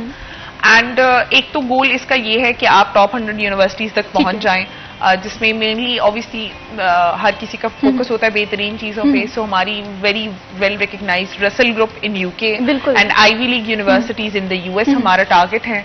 But इसके अलावा भी दुनिया में, यूरोप में बहुत सारी टॉप रैंक यूनिवर्सिटीज है जो टॉप 100 में आती हैं, और इनके अलावा जो आईवी और रसल के अलावा यूके में और यूएस के अंदर भी जो यूनिवर्सिटीज टॉप 100 में आती हैं वो सब भी इस गोल का हिस्सा हैं। सही, और वाकई ये बात बिल्कुल ठीक है कि हम देखते हैं कि जब स्टूडेंट स्टडी अब्रॉड के लिए जाता है किसी कंसल्टेंट्स के पास, तो वो पार्टनर ऑफ जो उनके पैनल की यूनिवर्सिटीज़ हैं उन्हें उनके रिकमेंड कर देते हैं, लेकिन स्टूडेंट की जो डिमांड होती है वो कुछ और होती है। तो ये वाकई आप बहुत अच्छा इनिशिएटिव ले रहे हैं और इसमें स्टैंड करना बहुत ज़्यादा जरूरी है। इसमें एक और बड़ा इंपॉर्टेंट चीज जो मैं ऐड करना चाहूंगी, इसमें फाइनेंशियल एड का भी ऑप्शन हो। तो वो बच्चे जिन्हें लगता है कि they have the potential, they have the academic grades, we can build their profile in a way कि ये यूनिवर्सिटीज ये ना एक सर्कुलर मोशन में चलती हैं। So like you go there, आप एक बहुत आउटस्टैंडिंग पोटेंशियल वाले बच्चे हैं, आपको एडमिशन मिल गया, अब now they want to keep you, क्योंकि उन्हें पता है आप आएंगे तो आप यहाँ पे आके कुछ आउटस्टैंडिंग करेंगे, आप आउटस्टैंडिंग रिसर्च करेंगे, उन्हें फंडिंग मिलेगी, उसी फंडिंग से वो आपकी एजुकेशन को फंड करेंगे। सो इसके अंदर फाइनेंशियल एड और अदर स्कॉलरशिप्स की एप्लीकेशन हम उनको भी कंसिडर करेंगे। तो एजुकेशन इज, अगर देखा जाए तो एजुकेशन पैसों की वजह से किसी से दूर नहीं होता। ठीक है, अगर आपको राइट चैनल मिल जाए। असल में होता ये है कि हमें वो राइट चैनल ही नहीं मिलता, हम लोग इधर उधर ऑनलाइन ही ट्राई करते रहते हैं, एक्चुअली एक्सपर्ट्स के पास नहीं जाते। बिल्कुल एक्सपर्ट के पास नहीं जाते, और जिसका रिजल्ट जो है वो हम देखते हैं कि वीज़ा रिफ्यूज़ हो जाता है या कहीं ना कहीं कॉम्प्लिकेशंस जो हैं वो बढ़ जाती हैं। तो इसीलिए राइट प्लेटफॉर्म, राइट चैनल जो है वो यूज़ करना बहुत ज़्यादा ज़रूरी है। फर्दर भी स्टडी अब्रॉड की कॉम्प्लिकेशंस के हवाले से बात करेंगे, लेकिन यहाँ पर वक्त हुआ एक छोटी सी ब्रेक का, कहीं मत जाइए, हमारे साथ रहिए।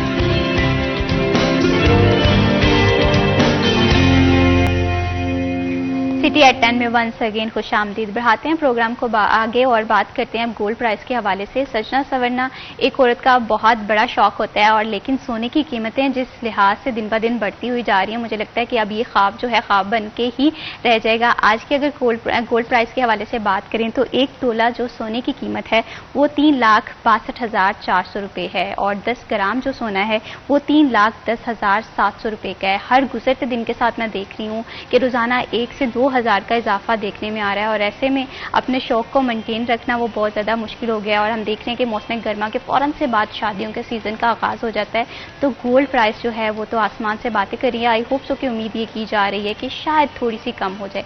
अब देखते हैं कि उम्मीद पे दुनिया कायम है और ये प्राइसेस कब नीचे जाती हैं। खैर ये बात तो हम करेंगे, लेकिन इसके साथ साथ हम बात कर रहे थे ब्रेक पे जाने से पहले स्टडी अब्रॉड के हवाले से। तो हम देख रहे हैं कि स्टूडेंट स्टडी अब्रॉड के लिए अपना एक सामान पूरा पैक करके जब किसी दूसरी कंट्री होते हैं तो उसे बेशुमार मुश्किलात में उसके इजाफा हो जाता है। वो मुश्किलात भी हमने देखी समझी, लेकिन एक चीज़ जो है वो स्टूडेंट को सपोर्ट कर सकती है, वो ये कि आपकी स्किल्स इंटरनेशनली जब भी आप ट्रैवल कर रहे हैं इन दी टर्म ऑफ स्टडी है या किसी जॉब अपॉर्चुनिटी के सिलसिले में जा रहे हैं, तो कौन सी स्किल्स रिक्वायर्ड होंगी। तो मानूर मैं इससे आपकी जो है यहाँ पर अपीयरेंस से थोड़ा सा फ़ायदा हासिल करना चाहती हूँ। तो कौन कौन सी स्किल्स हैं एक बच्चा सीख के यहाँ से जाए तो उसे इंटरनेशनली स्टडी में बेनिफिट मिल सकता है। अच्छा, स्टडी में अगर आप बेनिफिट करें तो सबसे पहले तो हमें बहुत सख्त ज़रूरत है इंग्लिश लैंग्वेज स्किल्स बिल्ड करने की। Let's be realistic. ये मेरी आपके चैनल से पहले भी बात हुई थी जहांगीर साहब से, तो मैंने ये वाली बात बहुत एतराज़न कही थी कि हमारी स्टूडेंट्स को ये लगता है कि लैंग्वेज अगर वो अभी MOI से चले जाते हैं तो उन्हें इंग्लिश नहीं सीखनी पड़ेगी या खुद ही आ जाएगी। देखिए, language is very important wherever you go. अगर इसकी एग्जांपल मैंने ये दी थी कि अगर आप जर्मनी जा रहे हैं तो हम कहते हैं कि जर्मनी में सक्सीड करने के लिए आपको जर्मन आनी ज़रूरी है, तो UK में इंग्लिश आनी भी ज़रूरी है।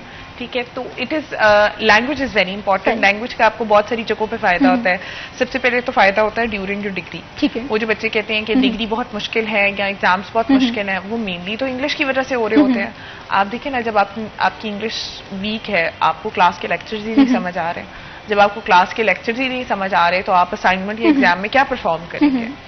प्लस एक तो ये कि आप अगर अपनी लैंग्वेज स्किल्स पे पहले से काम करके जाते हैं तो आपको ये भी फायदा हो जाता है कि ये जो इंटरव्यू को लेके बच्चे बहुत ज्यादा बैठे होते हैं कि पता नहीं क्या बनेगा, फोबिया है, फोबिया हुआ होता है, वो अगर आपकी इंग्लिश स्किल्स ठीक हो तो हर बंदा कॉन्फिडेंट हो जाता है कि यार जो भी मेरे दिमाग में आएगा मैं उसको कन्वे कर लूंगा, इतना टाइम तो लगता नहीं है। रिसर्च हम सब ने की होती है, हमारे इंटरव्यू वाले बच्चे रहते ही सिर्फ इंग्लिश लैंग्वेज की वजह से है।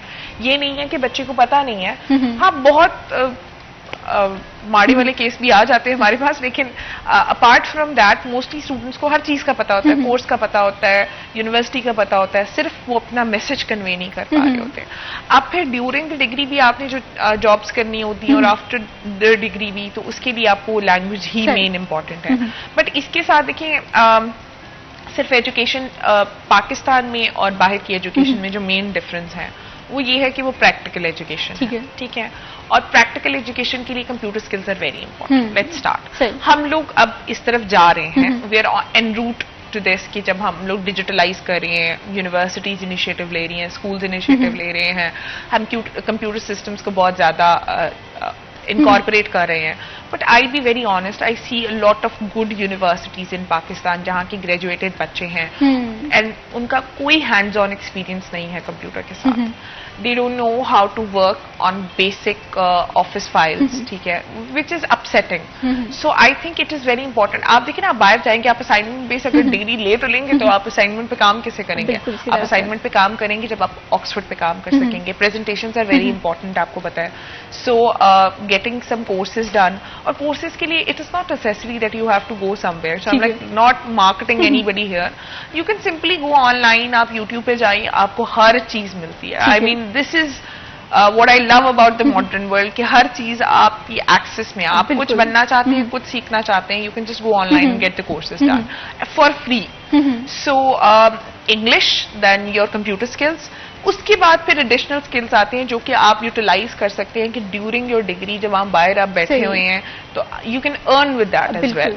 ठीक है, उसमें डिफरेंट स्किल्स आ जाती हैं। वो कोई भी आप अगर कोर्सेरा की मैं एग्जांपल ले लूँ, इफ यू गो देयर और वहां पे जाके आप कोई कोर्सेज करें, डिजिटल मार्केटिंग के कोर्सेज कर लें।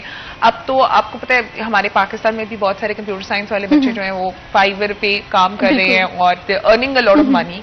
तो अगर वही स्किल्स आप एडिशनली सीख लें तो during your degree I think it would be very easy for students to perform, और वो कोप करना भी बड़ा आसान हो जाएगा कि आप ऑनलाइन काम करें, ठीक है, आपको टेंशन भी नहीं होगी, लेकिन उसके लिए कोई ना कोई स्किल तो लर्न करना पड़ेगा। अगर अदरवाइज देखा जाए तो और भी अपॉर्चुनिटीज अवेलेबल है, लेकिन ये सबसे कन्वीनियंट है। पार्ट टाइम जॉब के लिए ये स्किल सबसे कन्वीनियंट है। और इसमें कोर्सेरा की वेबसाइट है, यूडेमी है, यूट्यूब के ऊपर इतने कोर्सेज हैं, और थोड़ा सा बस स्पेशलाइज्ड हो जाए। एक मैसेज ही कह लें कन्वे करना चाहूंगी, आजकल everybody is a graphic designer. बिल्कुल, ग्राफिक डिजाइनिंग पुरानी हो गई है, अब अबाउट टाइम के हम थोड़ा सा उससे आगे मूव करें। वीडियो एडिटिंग का बहुत ज्यादा स्कोप है, बहुत ज्यादा काम है। ट्रांसक्राइबिंग का अगर आपकी इंग्लिश अच्छी है तो उसका बहुत ज्यादा काम है, सो उस पर थोड़ा सा फोकस किया जाए। सही, बिल्कुल इसी तरह से कम्युनिकेशन स्किल के साथ साथ आपको पार्ट टाइम जॉब के लिए भी स्किल्स रिक्वायर्ड हैं, तो वो स्किल कोशिश करें कि जैसे ही आप अपने स्टडी अब्रॉड के ड्रीम को फुलफिल करने की तैयारियां करते हैं उन्हें भी तैयारियों में शामिल करें। बहुत शुक्रिया मानोर सरवर, आपने हमारे प्रोग्राम को वक्त दिया और ये बहुत ही अच्छी गुफ्तगू रही है, खासकर उन लोगों के लिए जो कि स्टडी अब्रॉड के लिए जाना चाहते हैं। तो ये स्टडी अब्रॉड का सिर्फ ख्वाब नहीं है, ये पूरा भी हो सकता है, लेकिन उसके लिए हमें थोड़ी सी मेहनत करनी पड़ेगी, डेडिकेशन के साथ काम करना पड़ेगा। और साथ ही साथ शॉर्टकट के चक्कर में मैं एक देखती हूँ कि स्टूडेंट्स जाते हैं तो शॉर्टकट नहीं, राइट कंसल्टेंट्स को चूज़ करना, राइट कोर्स को चूज़ करना, यूनिवर्सिटी को चूज़ करना, ये बहुत ज़्यादा इंपॉर्टेंट है। तो आई होप सो कि आपके लिए ये प्रोग्राम बहुत ज़्यादा इंफॉर्मेटिव रहा होगा और आपने इससे बहुत कुछ सीखा भी होगा, और वो सीखने की हद तक नहीं बल्कि इसे अपनी रियल लाइफ में इम्प्लीमेंट भी करेंगे। इसी के साथ मैं भी शबीब को दीजिए इजाज़त। अल्लाह हाफ़िज़।